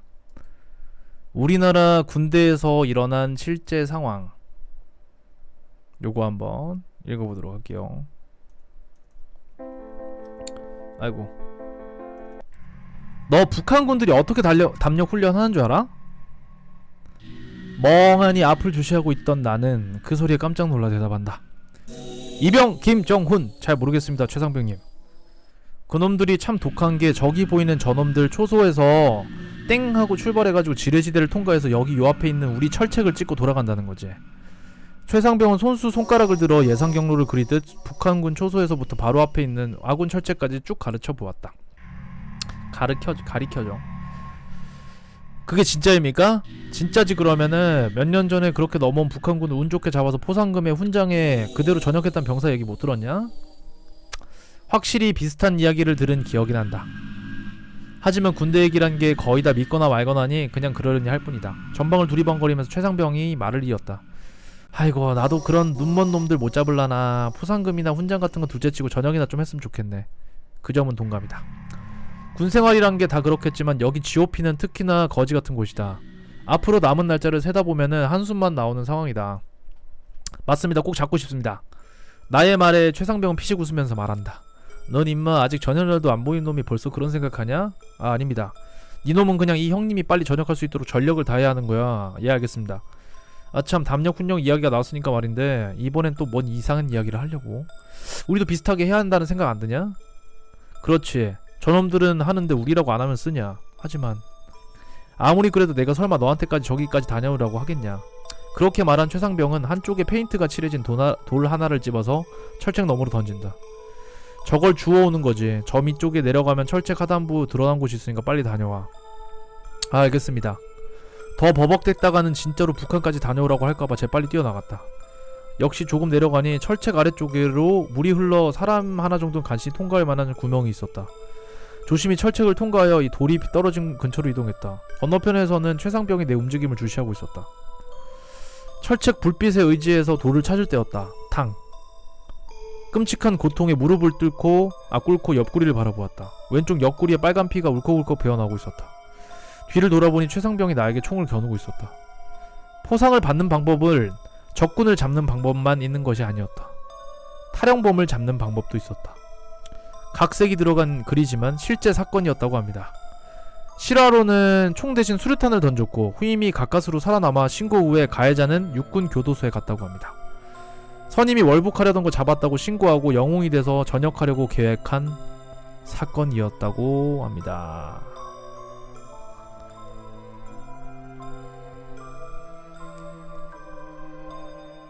실제로 있었던 이야기고 뭐 요거는 좀 유명합니다. 유명하고 제가 GOP를 안 가봐서 모르겠는데 사촌 형이 이게 GOP에서 근무를 해요. 하사관 부사관인데 물어보면은 아무 생각 안 든대. 아무 생각 안 든. 공기 좋대. 아무 생각 안 든. 근데 그거는 부사관 마인드고 밑에 이제 기관병들은 죽을 맛이래. 죽어난대. 죽어나고 그냥 이제 진짜 춥고 배고프고 싫고 그냥 세상 싫어지고 많은 생각하게 되고 시간 안 가고 그렇다고 합니다. 뭐 저는 안 가봐서 저 뭐 이거는 썰을 못 풀겠는데 내가 11년도에 GOP였는데 저 썰 들었었습니다. 뭐 이건 유명하니까 뭐 거기서 근무할 때 뭐 선호인끼리 뭐 얘기하고 할 때 뭐 이런 얘기 많이 했겠지. 너무 무섭다. 근데 실탄을 주니까 실탄 사고가 많이 일어날 거 아니야. 근데 여기는 실탄이 없는 게 말이 안 되는 게 그 최전방 철책이니까 실탄을 무조건 들고 있어야 되잖아. 근데 그거에 관련된 사고가 많이 일어나니까 너무 무서워. 야 요새도 그러면은 이 GOP 가는 거 그 교육대에 따라 다릅니까 여러분들? 이 훈련소에 따라서 달라요? 예전에는 그런 얘기가 있었는데 논사는 랜덤이고 보충대에 가면은 전방이고 그래서 그런 얘기가 있었는데 요새는 달라? 최근에 갔다 오신 분들 없나? 배기 보충대는 무조건 최전방, 논산훈련소는 뺑뺑이 랜덤. GP 가기 싫어하고 이제 그런 노래도 이제 우리 논산에는 그런 게 있었어. 뭐 우리는 끝났다 각계전투하면서 막 그 이제 그 종교 활동할 때 막 놀리는데 GOP 그 GOP로 꺼지라면서 막 저주하는 새끼들 많았어. GOP 하면서 이제 거기 이제 교회 책상에다가도 이 글을 읽으신 당신은 훈련소 이제 끝나고 이제 자대 배치 받는데 GOP로 가게 될 것입니다. 이 글을 다른 사람한테 전달하지 않으면은 이 저주는 심해져서 1년 내내 GOP에서 근무하게 될 것입니다. 이런 글들 막 그 교회에 보면은 적혀있고 그렇단 말이죠. 요새는 어떻게 가는지 모르겠네. 그런 거 있어. 나는 갈게 너는 갈게 막 이런 식으로 야루고 하는 그런 문화가 있어. 지금도 그런 거 있을걸? 요즘 보충대가 없어졌다고요? 그래 뭐 아닌데 보충대 있던데. 요새는 뭐 희한한 거 많던데요? 그 뭐 102보 306 보충대 이게 아니라 무슨 저기 뭐 후방 보충대 뭐 이런 거 있고 뭐 많던데 종류가. 보충대 없어졌어? 102보랑 306 없어졌어요? 그러면은 이제 전방은 어떻게 뭐 랜덤이야 그냥? 자기가 직접 훈련소를 찾아가. 많이 바뀌었네. 그렇게 그런 시스템이구나. 야 논사는 그럼 뭐야? 논사는 뭔데? 최전방 수호병 지원해서 간다고요? 야, 누가 지원해서 가? 씨발 누가 아무도 안 가려고 하지. 거길 누가 지원해서 가? 최전방을 누가 지원해서 가냐고. 씨발 생각해보니까 야 나 GOP 가야 될 것 같아. 난 너무 애국심이 투철해서 근데 나 머리를 좀 비워야 돼. 나 GOP 가야 돼. 이런 새끼가 누가 있어? 이런 거겠지. 그냥 자고 있는데 이제 새벽에 불침번이 띡띡 어깨 툭툭 치면서 이제 와가지고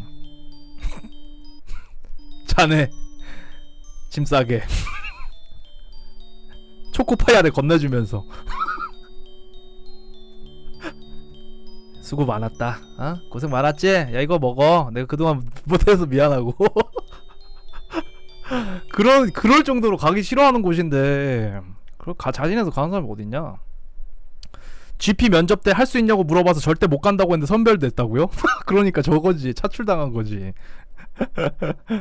요새도 뭐 가기 싫어하는지 모르겠는데 뭐 나는 안 가봐서 모르겠는데 그냥 좀 그렇대. 근데 갔다 온 사람들은 좋은 경험이었다고 하는 사람들 없었어. 내 주변에 좋은 경험이었다고 하는 사람들 없었는데 특징이 그냥 거기는 일단 너무 추웠다. 우리나라에 그렇게 추운 곳이 있는지 몰랐다. 그리고 뭐 공기 좋은 거 이런 거 신경 쓸 틈이 없었다. 시간이 너무 안 갔다. 죽고 싶었다. 타령 그게 처음 생각이 났다. 너무 시간이 안 간대. 시간이 너무 안 간대. 지루해서.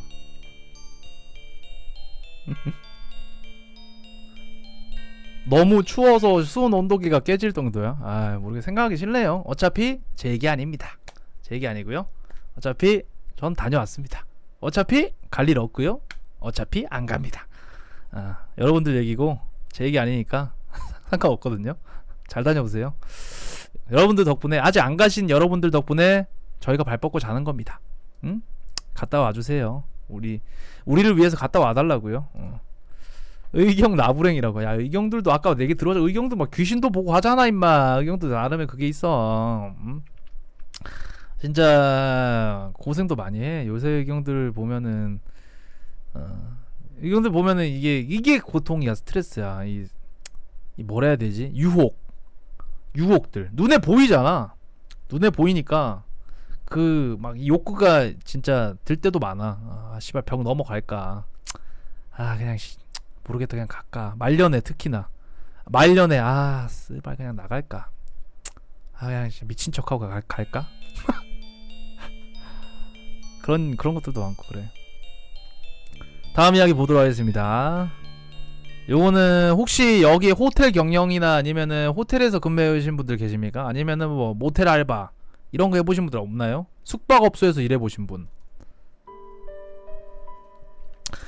호텔 경영학과 나왔습니다. 뭐 호텔 근무해봤습니다. 아니면은 뭐 모텔 나와봤습니다. 없어요? 숙박업소에서 혼자였다고? 그리고 부모님이 뭐 모텔 경영을 하셨습니다. 호텔 경영을 하셨습니다. 없어? 그거 관련된 이야기. 호텔 직원들의 불문율에 관련된 이야기인데 요거 혹시나 그 일하셨던 분은 이거 알고 계신가 싶어 물어본 건데. 자, 요거는 뭐 직원 매뉴얼에 있는 건 아닌데 상사한테 깨지는 행동, 이거 하면은 상사한테 깨지는 행동들이 있는데 그 중에 이상한 것들 몇 개. 사람 없는 게 확실한 객실은 노크를 하지 말 것. 첫 번째. 사람이 없는 게 확실한 객실은 노크를 하지 말 것. 이게 이제 첫 번째 내용이라고 하고요. 불문율이라고 합니다. 복도의 불은 3번 이상 껐다 켰다 하지 말 것. 침대 밑에 물건을 두지 말 것. 거울 앞에 물건 두지 말 것. 8층 이상인 층에는 손님이 없을 땐 커튼을 전부 쳐둘 것. 문틈에 물건을 끼워두지 말 것. 창문 바로 밖인 담장인 객실은 한 명인 손님을 묵게 하지 말 것. 손님이 사람을 못 찾을 만한 곳에 숨겨두고 간 물건을 발견하면 소각 처리할 것. L땡땡에서 청소 일할 때 들었던 건데 다른 호텔에서 일하셨던 분들도 모든 호텔이 다 그렇다는 거 보면은 뭔가 이유가 있긴 할 텐데 왜 그런지는 모르겠습니다. 몇 가지는 좀 유추해 볼 수 있는 것 같아. 몇 가지는 좀 유추해 볼 수 있어요. 왜 이게 약간 미신이랑도 관련된 거 있잖아. 왜 우리도 막 보면은 뭐 문지방 밟지 마라. 장례식 갔다 와서 등에 소금 뿌리고 그 현관 들어와라. 그리고 뭐 줄초상 가지 마라. 임신한 임산부는 그 뭐 초상집 가지 말고 동짓날 그 팥 같은 거 이제 먹는 것도 비슷한 이유고 뭐 이런 관련된 거잖아. 보면은 난 이게 좀 궁금. 8층 이상인 층에는 손님이 없을 때 커튼을 전부 쳐둘 것. 이게 왜 그런 걸까? 이게 되게 궁금하네. 거울 앞에 물건 두지 말 것. 이거는 거울 앞에 물건 둔 것도 되게 많은데. 침대 밑에 물건 두지 말 것. 나는 이거 존나 신경 써요. 저는 약간 좀 의심이 많기 때문에 항상 이제 숙박업소나 이런 데 가면은 일단 불을 다 끄고 핸드폰이나 이런 이 후레쉬를 이용해서 한번 쓱 살핍니다. 특히 욕실에 이제 거울 뒤편 이런 데 한번 이제 싹 보고, 아니면은 좀 의심 갈 만한 이제 천장 위에 틈이라든지 이런 데 싹 보고, 댓글을 보자고. 댓글. 팔 담장이 보이는 객실 경우에는 외부에서 대충이라도 뭔 일이 났는지 알 수 없기 때문에 범죄 관련 문제도 있습니다. 이런 거 있네. 사람 심리 때문에 그런 게 아닐까 생각해요. 호텔이 아니라 자기 집만 생각해도 복도불 깜빡거리면은 이상해서 작은 유리통에서 밖에 보고. 뭐 요게 다네요. 나도 친구 할아버지 돌아가셔서 위로하려고 친구들이랑 차 몰고 갔다 집 앞에 다 와서 뒤에서 크게 들이받아서 다쳤었다. 뭐 어른들이 막 하지 말라는 거는 엔간하면은 안 하는 게 좋아요, 여러분들. 엔간한 거는. 특히나 그런 이제 요런 거 관련된 거는 안 하는 게 좋아요. 사소한 것에부터 다 관련돼 있어, 여러분들. 어른들이 하지 말라는 것 중에서 우리나라에 내려오는 것들 보면은 수저 같은 거 밥에 꼽고 먹지 말고, 꼽아두지 말고, 이런 것들도 이제 제사에서나 하는 의식이기 때문에 실상 생활에서 그런 식으로 하면 재수 없어진다고 그런 것도 하지 말라고 하고, 그리고 이제 다리 떠는 것도 뭐 마찬가지고, 다리 떠는 거. 그리고 이제 뭐 있냐? 엄청 많은데? 되게 많은데 또 뭐 있지? 사람 없는 객실에 녹화하면 가끔 반대편에서 녹화하는 경우가 있다고요? 씨발, 그 소름 돋네. 맞아. 화장실 쪽인가? 뭐 북쪽으로 머리 베고 자는 거 뭐 그런 것도 있고, 베개 위치. 그런 거랑. 밤에 손톱 깎지 말라. 맞아. 밤에 손톱 깎는 거. 밤에 손톱 깎으면은 그 손톱 뭐 귀신이 들고 가가지고 이제 귀신 붙는다 이런 얘기도 있고, 뭐 그 손톱 먹고 그 사람으로 변한다 이런 얘기도 있고. 밤에 손톱 깎는 거는 되게 이런 쪽에서 되게 안 좋은 거라고 들었어. 근데 어젯밤에 내가 손톱을 밤에 깎았네. 씨발. 흥민이한테 별풍 쏘지 말라는 미신이 있다고요? 버거업을 강퇴해버려라 그런 미신 없나? 새끼가 건방지네. 도전하는 건가?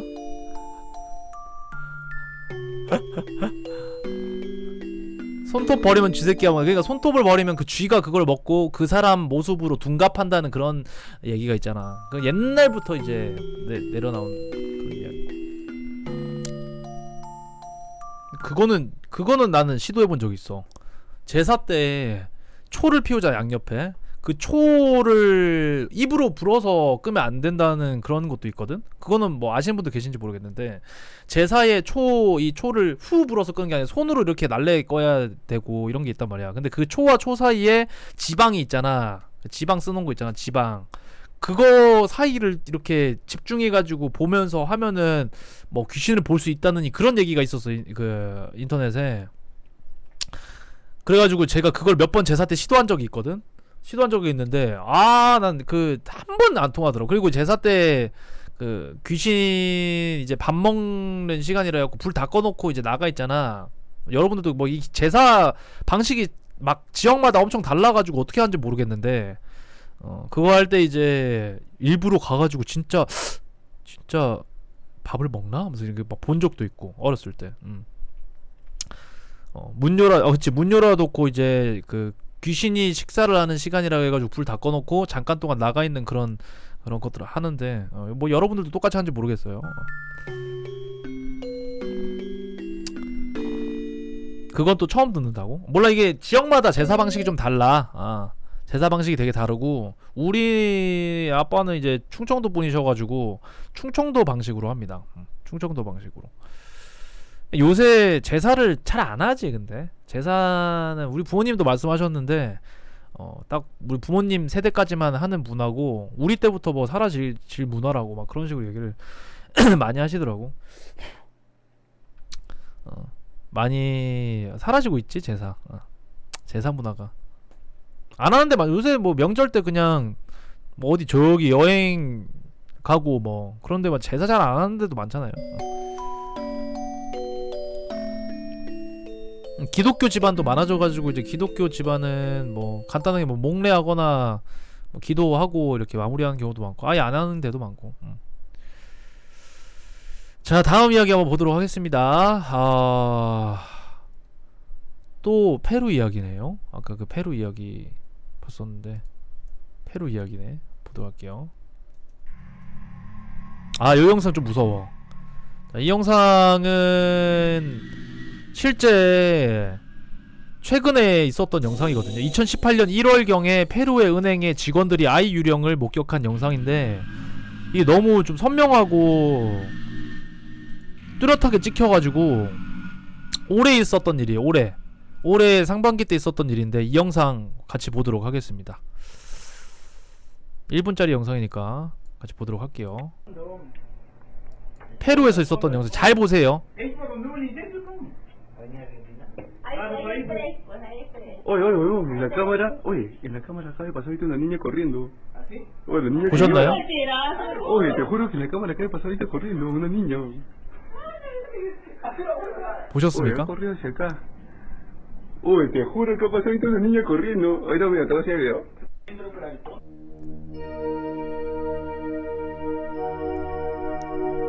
뒤에 저 서 있는 남성이 뒤에 검은색 현치를 잘 보세요.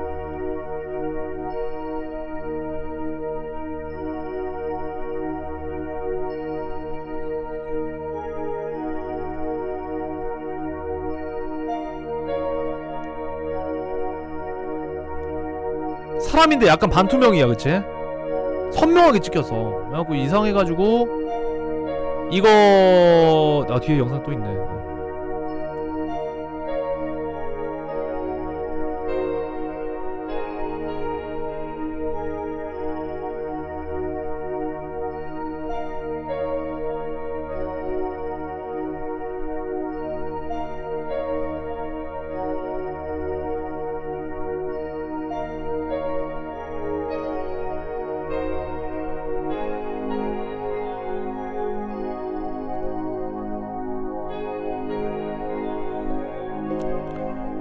자, 설명을 하자면은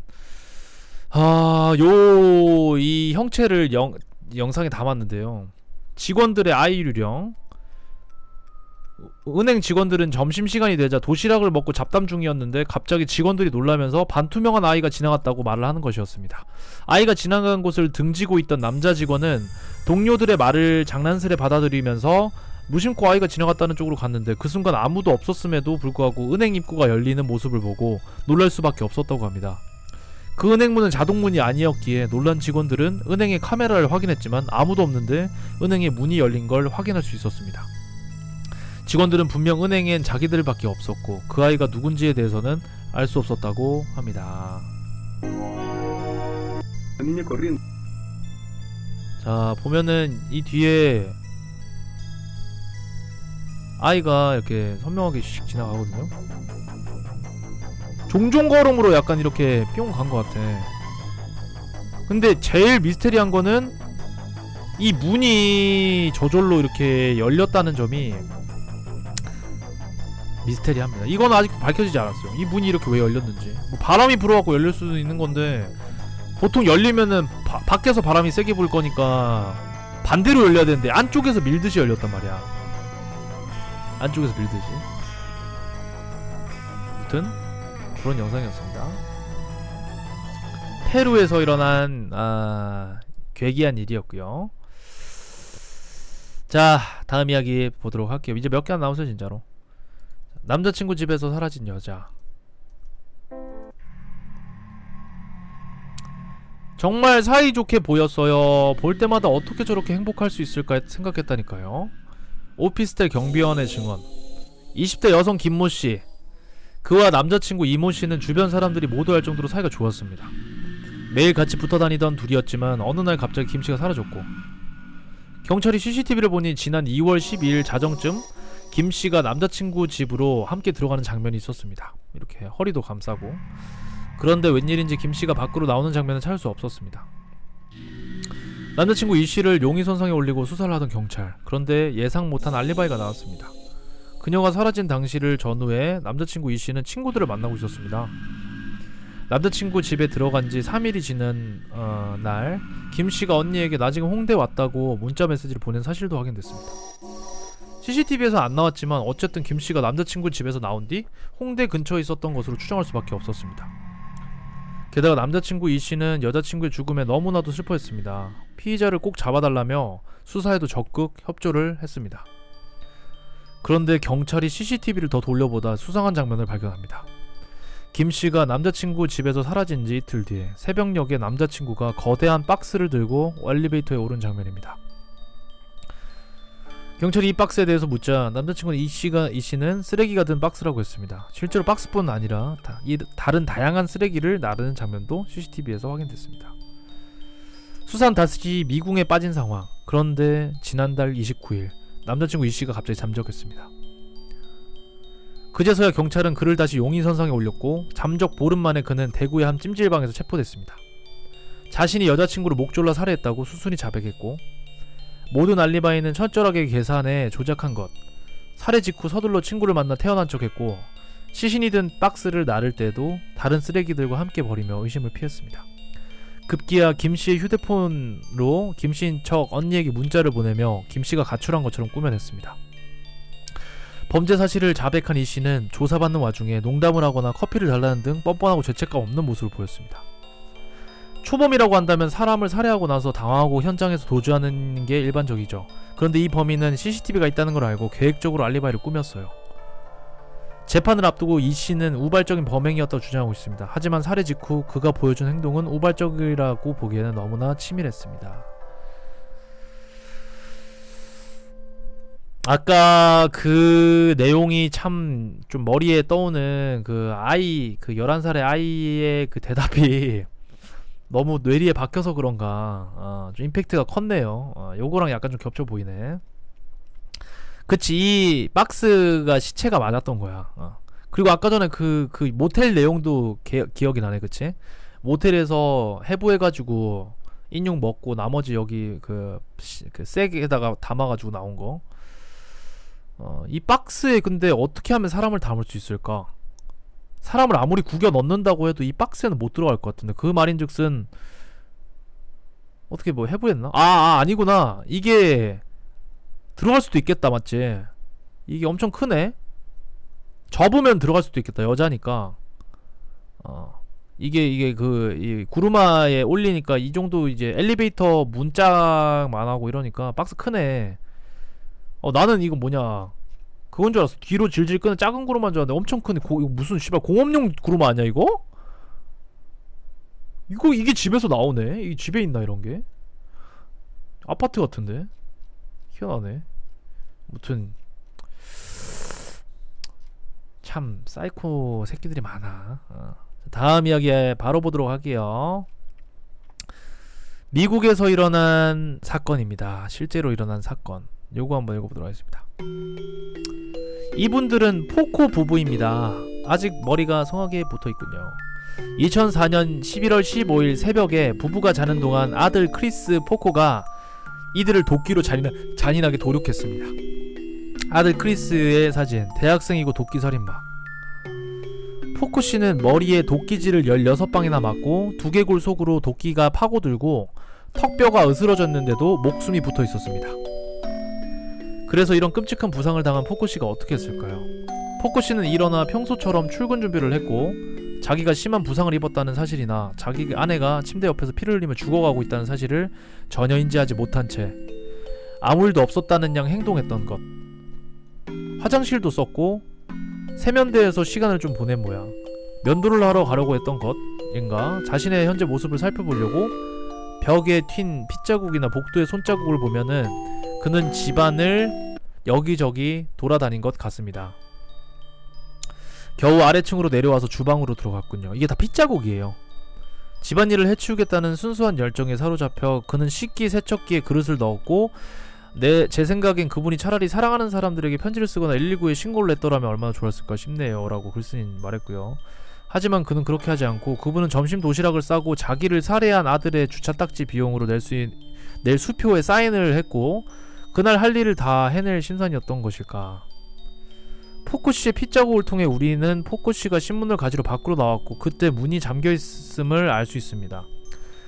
그는 화분 밑에 비밀 열쇠가 숨겨져 있다는 것을 기억할 정도로 인지 능력이 남아있었고 그는 다시 집 안으로 들어갔고요. 그러다가 어지러워졌는지 이렇게 자리를 잡고 말았고 마침내 죽음이 찾아왔고 포코씨는 현관에서 발견이 되었습니다. 경찰에게도 충격적인 현장. 시체가 벌떡 일어나 머리를 덜렁거리면서 아침 식사를 준비하다니 끔찍한 상황이었다. 황당한 사실은 포코씨의 부인은 목숨을 건졌는데 아들이 죄가 없다고 생각한답니다. 크리스는 재판 내내 엄마와 함께 살았고 매일 엄마를 에스코트해서 법원에 갔다고 합니다. 그리고 그는 모든 혐의에 대해 유죄 판결을 받았습니다.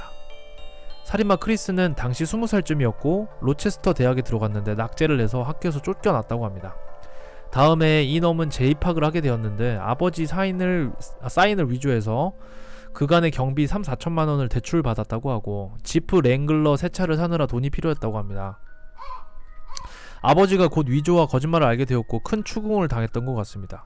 거기다 새 차를 산 것도 아버지 사인 위조로 구입한 것이라 아버지가 집으로 오라 대화를 해보자고 한 것 같고요. 아들아, 하지만 널 사랑한다. 너의 미래도 같이 생각해보자 하고 달래주신 것 같습니다. 살인 전날 크리스는 자기는 기숙사에서 잤다고 딱 잡아댑니다. 하지만 경찰이 밝혀낸 바로는 새 랭글러를 타고 집으로 가고 있었다고 합니다. 그의 노란 랭글러 차량 목격자도 많고요. 하지만 경찰이 밝혀낸 바로는 반복됐네요 글이. 결국 크리스는 살인죄가 모두 인정되었고 경찰에 의해 성격 연구가 이루어졌는데 반복적이고 철면피한 거짓말 등을 토대로 해서 소시오패스와 사이코패스 성향이 있다고 발표했습니다. 어릴 때부터 집에서 노트북, 카메라 같은 물건을 훔쳐서 형제의 이름으로 이베이에 내다 팔고 다른 대학에서도 낙제를 해서 부모의 질책을 당하기도 했다고 합니다. 그리고 들어간 게 로체스터 대학인데 그게 성적표를 위조해서 가능했던 일이라고 하는군요. 사이코패스, 소시오패스의 성격적 특성이 모두 보이는 듯 합니다. 불성실함과 거짓말, 죄책감 없는 범죄 등 고인의 명복을 빕니다. 그의 어머니는 발견 당시 두개골이 열려 있었고 치아와 한쪽 눈을 잃었으며 처음에는 크리스가 범인이냐는 경찰의 물음에 고개를 끄덕였다고 합니다. 경찰이 아들들의 이름을 차례대로 대며 물었다고, 그러다가 스스로 기억을 잃었다고 합니다. 진짜 기억을 잃은 것인지 아니면 믿을 수 없는 일이 기억을 조작하게 된 것인지 아무도 모른다고 합니다.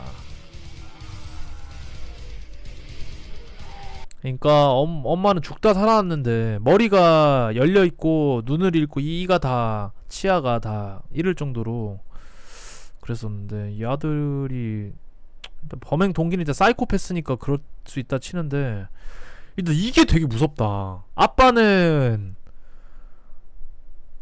막 머리가 덜렁거리고 막 팔다리에서 피가 철철 나고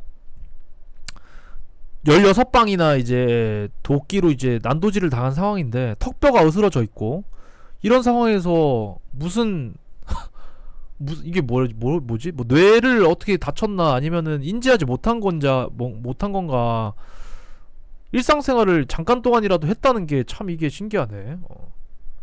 죽은 상태로 돌아다녔다고 하긴 그런 게 자기가 하고자 하는 일들을 한 거 아니야. 사인도 할 정도면은 상당한 인지 능력이 있다는 건데 되게 무섭네요. 이거는 피자국 이렇게 흔적을 보면은 피를 흘리면서 자기가 이렇게 다친 걸 인지하지 못하고 할 일들을 했다는 걸 보면은 너무 무섭네. 다음 이야기 보도록 하겠습니다. 자신이 아프다며 도와달라던 아저씨에 관한 이야기. 얼마 전 허러킨에 올라왔던 주머니에 손을 넣어보라고 했던 남자 이야기를 읽고 10년 동안 그 누구에게도 말하지 못했던 제 이야기를 꺼내볼까 합니다. 여기 사이트에 올라온 이야기를 보고 10년 동안 얘기하지 못했던 이야기를 한다고 합니다. 바닷가 동네에 살았지만 저희 집 뒤로 산이 하나 있었는데요. 그걸 아시던 담임 선생님께서는 비가 더 오면 집에 갈 때 위험할 것 같으니 저를 다른 아이들보다 2시간 일찍 보내주셨습니다. 10년 전 저는 초등학교 4학년이었고 그날은 여름비가 장대처럼 쏟아지던 날이었습니다. 먼저 나가서 보니 학교 시간대도 아닌데 비가 많이 와서 그런지 길에 사람이 별로 없더라고요. 그렇게 빗속을 뚫고 집으로 가는 길에 주차된 차 운전석에 앉아있던 한 아저씨가 저를 불렀습니다. 아가야, 그때 빗소리를 핑계삼아 모른 척 했어야 했는데 어린 나이여서 그랬는지 저는 고개를 돌려 대답을 했죠. 그랬더니 그 아저씨가 운전석 문을 열고는 제게 도움을 구하더군요. 아저씨가 많이 아파서 그러는데 네가 좀 도와주면 안 될까? 저는 아저씨가 아프다는 말에 아무 의심 없이 도와드려야겠다고 생각했고 운전석으로 다가갔습니다. 제가 운전석 앞에 다가가자 아저씨가 바지 지퍼 사이에 뭘 꺼내더니 대뜸 제 손을 잡고 여기가 아프니 좀 만져달라며 억지로 만지게 하는 겁니다. 그것은 남자의 성기였습니다. 당시 저는 잘 몰랐어요. 그냥 많이 다치셨나 보다 이런 생각을 하면서 아저씨 손에 이끌려 만졌던 것 같아요. 그러다 아저씨가 운전석에서 내리더니 저를 뒷좌석에 앉히고는 아저씨도 뒷좌석에 탔습니다. 그리고서는 제게 입으로 해주면 안 될까? 라고 하더군요. 저는 싫다며 거부했죠. 다친 걸 입에 물면 저까지 아프게 돼 병원에 주사를 맞아야 될 것만 같았거든요. 제가 강하게 거부를 하자 아저씨는 제 입 쪽으로 그것을 들이밀기 시작했습니다. 저는 싫다고 고개를 휘저으며 몸부림쳤고요. 그렇게 실랑이를 벌이던 중 아저씨가 아이씨 하더니 갑자기 불을 떨더군요. 그리고 병 같은 데다가 자신의 정액을 받아 저에게 보여주고는 이 말을 했습니다. 아저씨 아프게 한 거 나왔어. 도와줘서 고마워. 지금 생각해봐도 그때 제가 했던 대답은 답도 없습니다. 아저씨 아프지 마시고 건강하세요.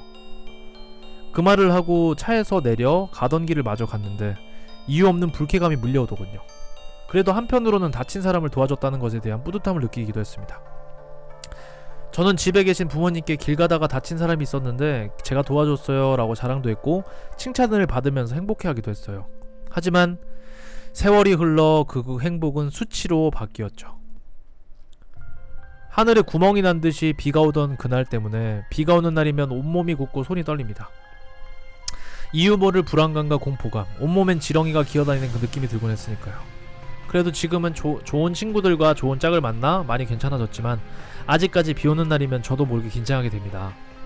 그때 저와 같은 피해 아동이 더는 생기지 않길 바라며 이렇게 글이라도 써봅니다.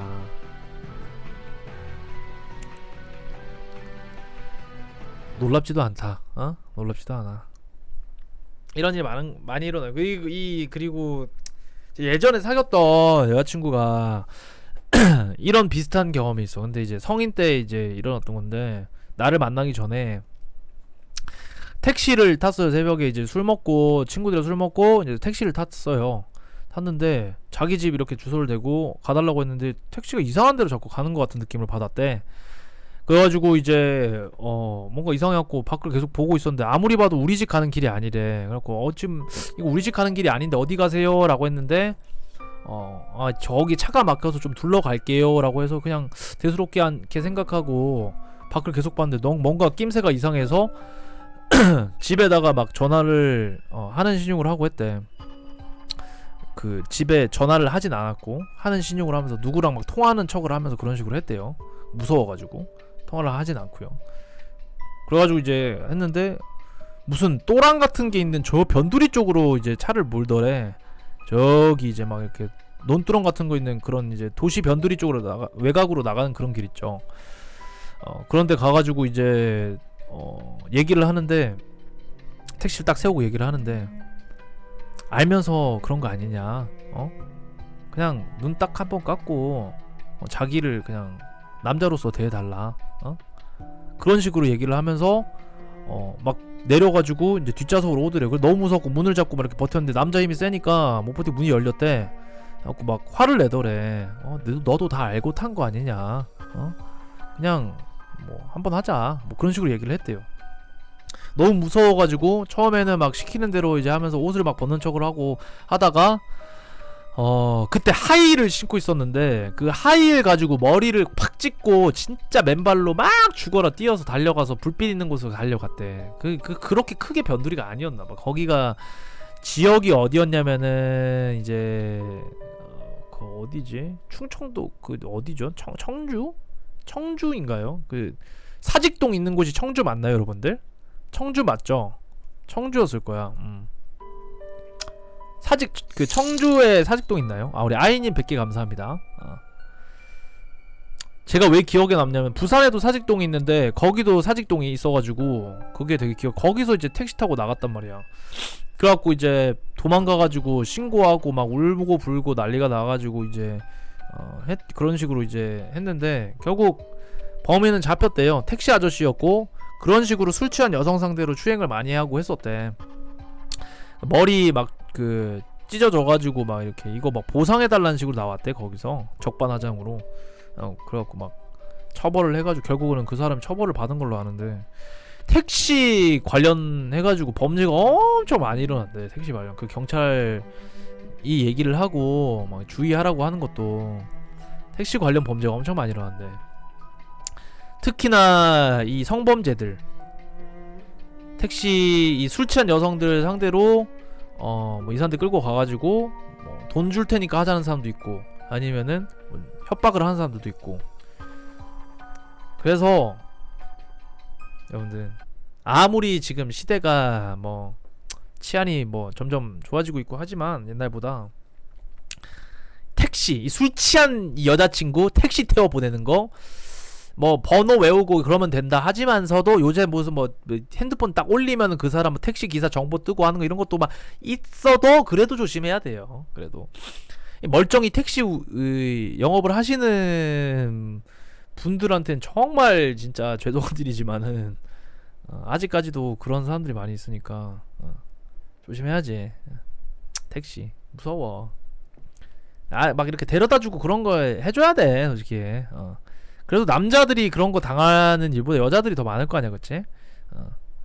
그것도 겁나 많았어. 나도 택시 타고 이렇게 예전에 차 없을 때 막 그 옛날 방송 럭키홀룸에서 할 때 하면은 막 택시 아저씨가 음담패설 엄청 늘어나요. 뭐 내가 봉준영네 가면은 항상 이제 그 지명을 어떻게 얘기하면 거기가 이제 뽀뿌라마치라고 이 단어가 나도 그 봉준영 그 동네 때문에 알았어. 감전동.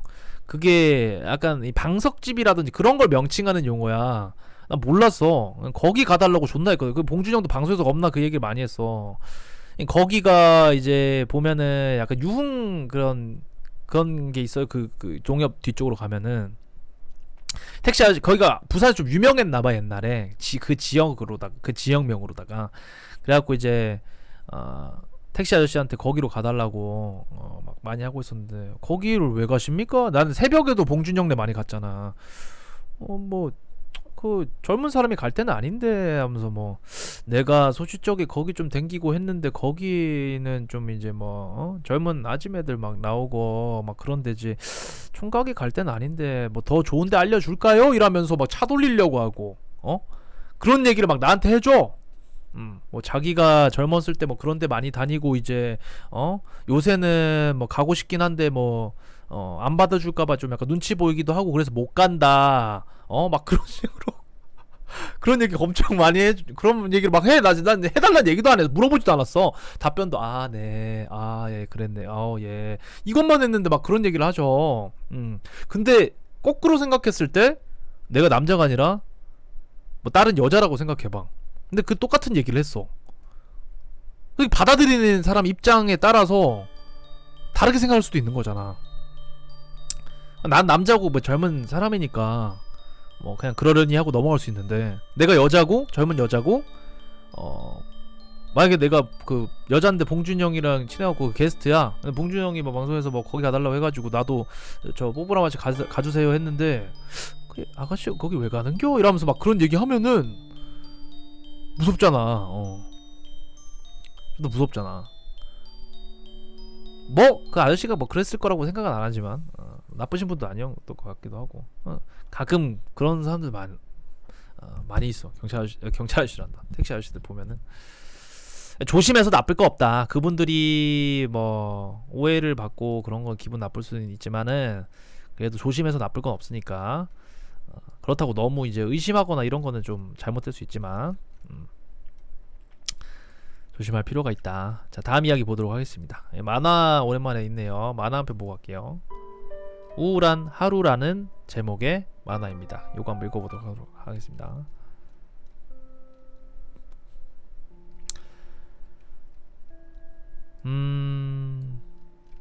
오늘은 뭐야 너무나도 괴롭다. 도대체 왜 이런 일이 일어날까? 귀신들이 바글바글 무섭게 자꾸 말을 건다. 게다가 더욱 무서운 건 날이 갈수록 귀신의 숫자가 늘어나고 있다. 오늘은 일과 자체도 너무 힘들었다. 정말 귀신이라도 붙은 걸까? 오늘은 정말 우울한 하루였다. 오후 7시 38분 10월 13일 오늘은 정말 우울한 하루였다.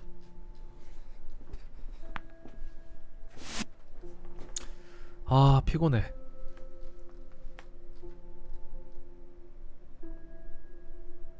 좋은 아침이야. 내가 이 모양인데 잠이 잘 오나 보네? 내가 왜 죽어야 했을까? 응? 맞춰봐. 야, 귀신이 말하는데 어디가? 누구 만나러 가는 거야? 그냥 여기서 나랑 놀자. 삼촌, 삼촌. 계속 이대로 오면 나도 귀신 되게 생겼다. 깜짝 놀랐잖아. 귀신인 줄 알았네. 그냥 빠은 친구였어요. 형이 오늘은 바빠서 다음에 꼭 놀아줄게. 아, 친구 아니네? 정신 나간 사람이었네. 귀찮아서 말 좀 붙였더니 계속 따라다닌다. 바보 녀석. 시간이 벌써 이렇게. 산속 깊은 곳까지 가야 하는데 시간이 되려나? 정말 이젠 미치겠다니까요. 병원에서는 스트레스성 신경증이라고만 하고, 근데 스트레스 받는 건 오직 이것 때문이라고요. 게다가 날이 갈수록 귀신의 숫자가 늘어나요. 무당님, 어떻게 할 방법이 없을까요?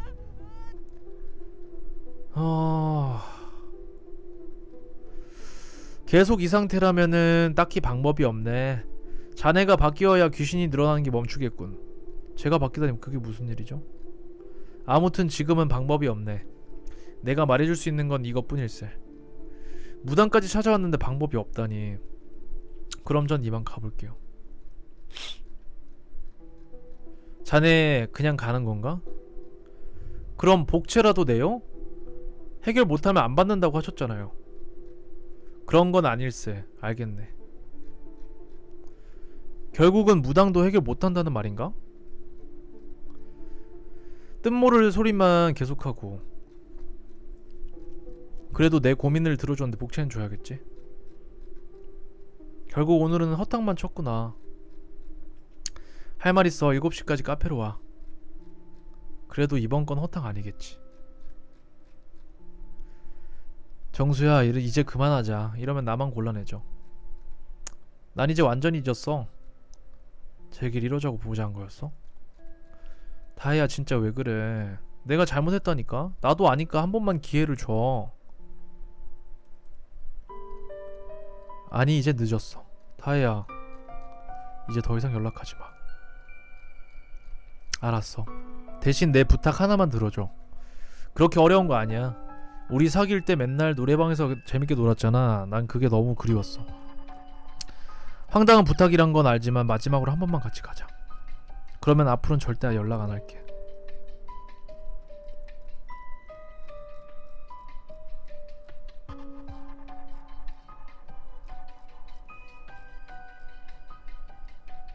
형! 나랑 놀자. 오늘은 형이 기분 안 좋으니까 그냥 가줄래? 형이 못된 말 할지도 몰라. 난 형이 좋아. 나랑 놀자. 그럼 우리 집 가서 와서 같이 밥 먹을래?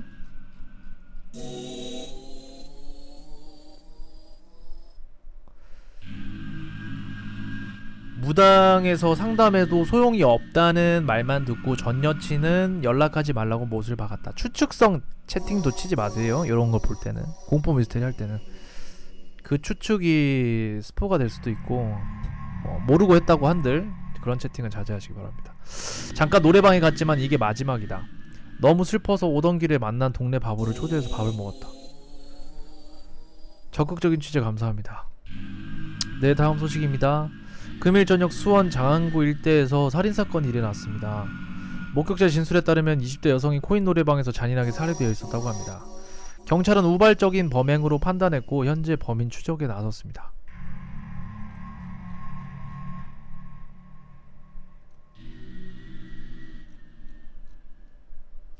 그리고 오늘은 귀신이 3명이나 늘었다. 귀신이 늘어난 건 무섭지만 재밌어서 멈춰지지 않는다.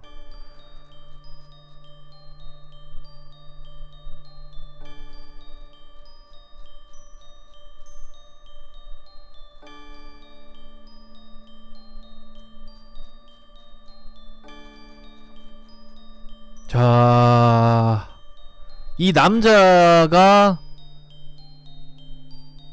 범인이었고, 무당도 죽이고, 그러니까 아까 전에 복채 내려간다고 한 게 죽이러 간 거였고, 얘를 초대한 것도 죽이려고 초대한 거였고, 여자를 마지막으로 보자한 것도 죽이려고 한 거였네요. 귀신이 자꾸 보이는 것도 지가 죽인 귀신이 자꾸 보이는 거고. 근데 표정 변화는 없고, 마지막에 재밌어서 멈춰지지 않는다. 전형적인 사이코패스네요. 사이코패스예요. 무당은 그리고 알고 있었구나. 무당은 알고 있었네. 지금은 그냥 가라고 한 거 보니까, 그치?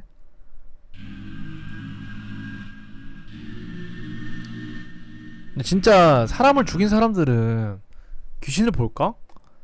귀신을 봐야 되지 않을까? 정신적으로라도 죄책감이 있다면? 근데 왜 많은 살인마들은 그런 얘기는 없을까? 귀신에 시달리거나 이런 얘기. 어? 내가 이런 거 하면서 이제 살인자들 얘기를 엄청 많이 다루잖아요. 그러면 귀신에 이제 시달렸다는 얘기가 하나도 없어. 맞지? 원한이 분명히 서려 있을 텐데, 억울하게 그렇게 죽은 사람들. 아무 감정이 없어서 그렇다고? 그런 걸 봐도 무섭지 않은 건가? 아니면은 진짜 그냥 없는 건가, 귀신은? 귀신은 그런 놈들한테는 왜 안 보이는 걸까? 궁금하네. 자, 다음 이야기 보도록 하겠습니다. 무한도전 관련된 이야기 내용 요거 볼게요.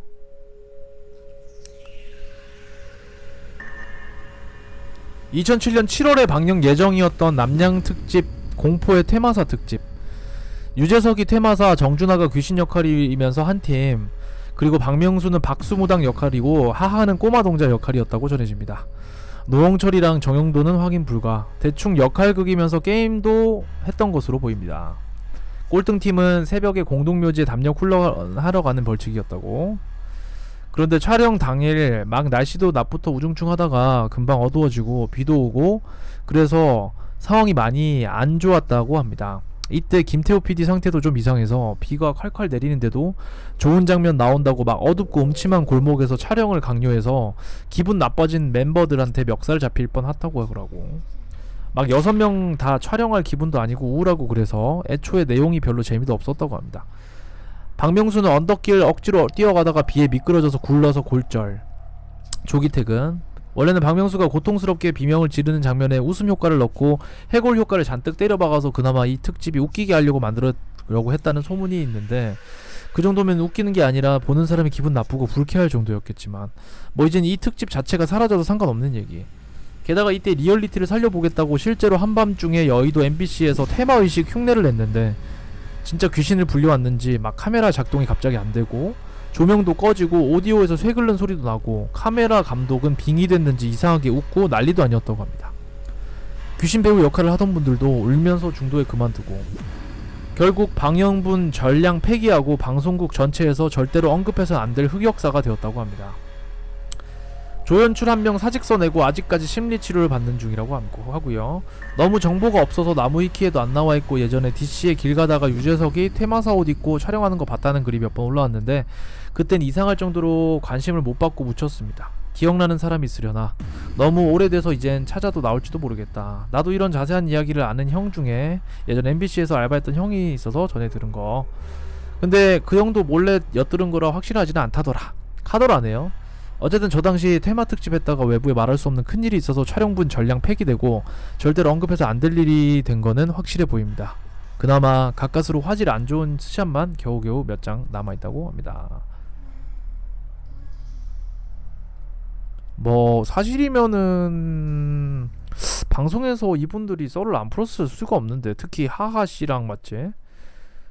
방송에서 이런 거 썰 같은 거 많이 풀었을 텐데, 정준하씨도 그렇고.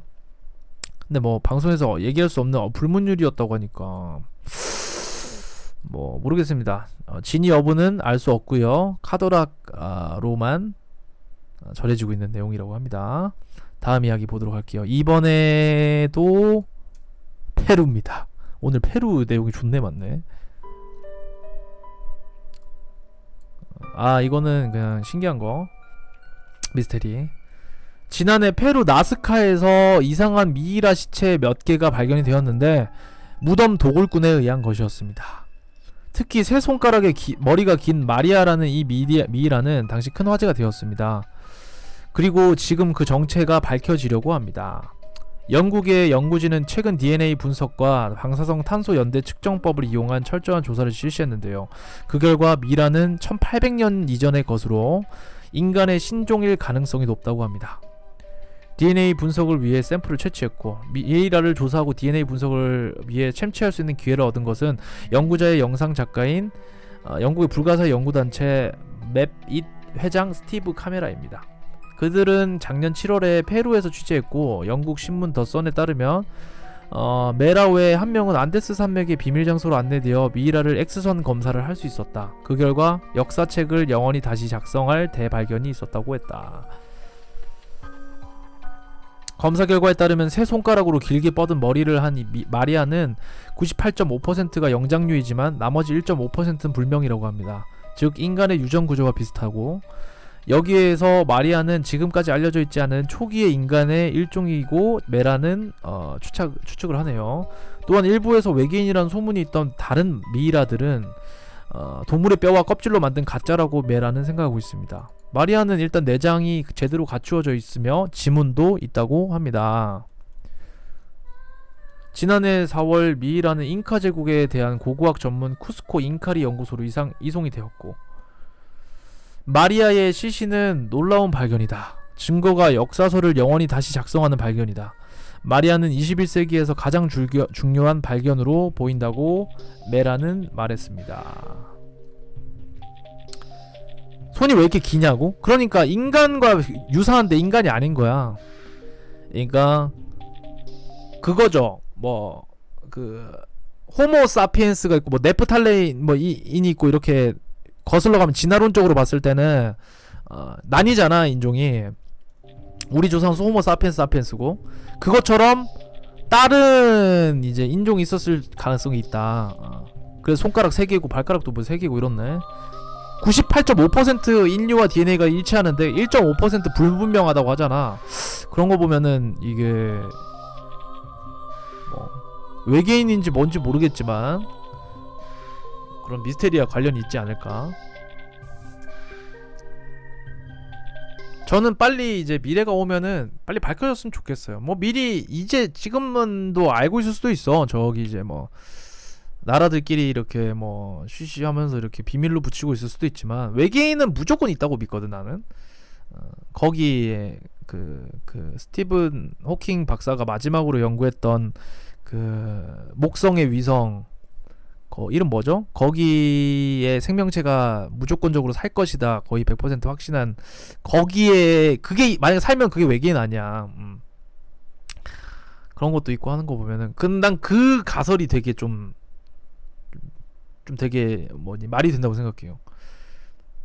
그 가설을 뭐라고 하더라? 레프탈 가설이라고 하나? 그 가설이 있거든요. 그러니까 인류는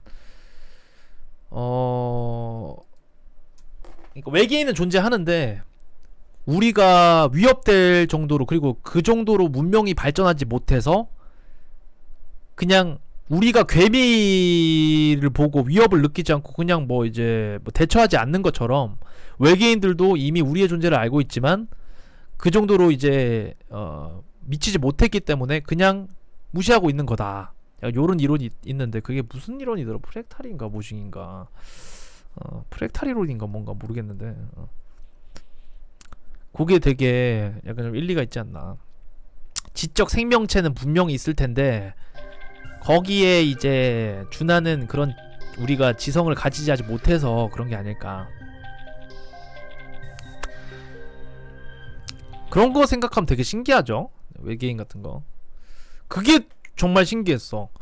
그 50년 뭐 세계대전 당시에 그렇게 막 라디오 주파수를 이렇게 우주로 이렇게 뿜어져 나갔던 그게 회신돼서 돌아온 거. 그런 거라든지 저기 우주로 이런 주파수 같은 걸 팍 뿌렸는데 그게 어디에 부딪혀갖고 회신돼가지고 이렇게 다 돌아온 거 있잖아. 몇십 년 뒤에. 그런 거 되게 신기하죠. 그런 거 보면은 자, 다음 이야기 보도록 하겠습니다. 마지막으로 두 가지 남아있는데 간단한 거니까 보고, 이거는 빨리 끝나는 그냥 사진 같은 거거든요. 요거 보고 마무리하도록 하겠습니다. 코카콜라가 숨기고 싶어하는 흑역사. 코카콜라가 이래도 코카 드시겠습니까? 카테고리는 원래 이걸로 잡아놔요. 상관없어요. 전 어차피 먹방 게임 방송밖에 안 해서 게임으로 잡기는 좀 그래도 먹방 잡아놨습니다. 코카 코카콜라의 흑역사입니다. 뭘로 보이십니까?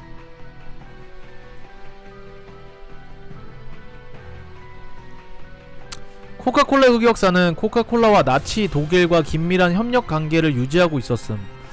나치 시대에 코카콜라가 독일에서 얼마나 인기가 있었던지 제2차 세계대전이 끝난 뒤 미국 포로 수용소에 수감된 독일 병사들이 벽에 붙은 코카콜라 광고를 보고 독일 음료수가 미국에도 있는 줄 알고 놀랐다고 합니다. 코카콜라는 나치에 협력한 독일 지사장 막스 카이트를 내세워 미국색을 가리고 나치 지도자들이 좋아하는 음료라고 선전했습니다. 그리고 독일 코카콜라의 노동자 중 상당수가 독일에 끌려온 전쟁포로, 이들의 노동력으로 만들어낸 생산량은 무려 1억 병. 1939년 이후 독일과의 통상 금지 조치를 뚫기 위해 몰래 독일로 수출한 코카콜라의 원료를 회계장부에 분실로 처리를 했습니다. 그리고 미국과 독일의 통상 금지로 인해서 콜라 원료를 부족으로 인해 콜라 생산이 더 어려워지자 코카콜라 독일 지사가 만들어낸 음료수가 바로 환타입니다. 2차 대전 직후에는 나치의 잔재라는 이유로 한동안 생산이 중단되었지만 1955년 펩시와의 경쟁을 위해서 기존의 제조법과 다른 방식으로 생산하여 출시 후 대박이 났고, 코카콜라뿐만이 아니라 GM, 포드, IBM 등 다른 기업들도 독일에 협력을 했었다고 합니다. 환타의 역사이자 코크의 흑역사이네요. 저도 몰랐어요. 환타가 이렇게 탄생한 걸 줄은. 환타 그냥 나는 씨발 일본 음료수인 줄 알았어. 독일 지사가 코카콜라 독일 지사가 만들어낸 음료수가 재료 원료 부족으로 인해 가지고 그게 환타였다니. 졸라 이거는 좀 놀랐습니다. 보고 신기하죠? 우리나라 음료수 그거 맥콜 그것도 좀 신기했지. 통일교 그 이제 관련돼 가지고 맥콜. 자, 마지막 이야기 짧은 거니까 보도록 하겠습니다. 혹시 부산 금정구에 사시는 분들이라면은 요 낙서가 없는지 한번 확인해 보시기 바랍니다. 부산 금정구에서 발견된 섬뜩한 낙서. 오늘 3시에 여기 서있던 남자씨, 그녀가 죽었어요. 요게 나는 이걸 왜 마지막이라고 좀 아쉬운데 이거를 왜 이거 했냐면은 이 낙서 저 봤어요. 어렸을 때. 이거 되게 오래전에 이 낙서 저 봤어요. 부산대에서. 똑같은 낙서인지는 모르겠어. 나 이 낙서를 봤어. 이게 하늘색 그건지는 모르겠는데 실제로 나는 왜 이 내용이 기억이 안 나. 이 그림이 생각이 나는 게 이 그림 어렸을 때. 근데 내가 되게 어렸을 때야. 이 낙서. 이 똑같은 그림을 봤어. 솔직히 이 글은 모르겠어. 이 그림을 봤어. 낙서. 이 그림. 근데 생각해보면은 그냥 되게 단순한 그림이라 그럴 수도 있겠다 싶은데 너무 내 기억 속에 뚜렷하고 부산대에서 이걸 봤어요. 똑같은 건지 모르겠습니다. 근데 이런 장난은 어느 동네를 가나 있을 수도 있고 그럴 수 있으니까 과연 이게 진짜인지도 아닌지 모르겠지만 내가 생각해 그냥 어린애 장난이겠지, 그치? 아무튼 이렇게 해서 이번 연도 미스테리 공포는 이렇게 해서 마무리하도록 하겠습니다. 그냥 그림이 좀 깨름칙해가지고. 자, 요 미스테리 공포는 내년에도 진행되고요. 내용이 재밌는 내용들도 있고 좀 지루한 내용들도 있고 하지만 이 세상은 아직 살만한 게 여러분들 살만한 게 그런 미스테리한 일들이 많이 일어나지는 않고 있어요. 이 세상에 제가 맨날 찾아보고 해도 그렇게 자료들이 많지는 않아. 우리 올해도 고동님 고생했다리. 오늘도 펩시게 너무 고맙습니다. 감사합니다. 펩시게 너무 감사합니다. 고맙습니다. It ain't my fault.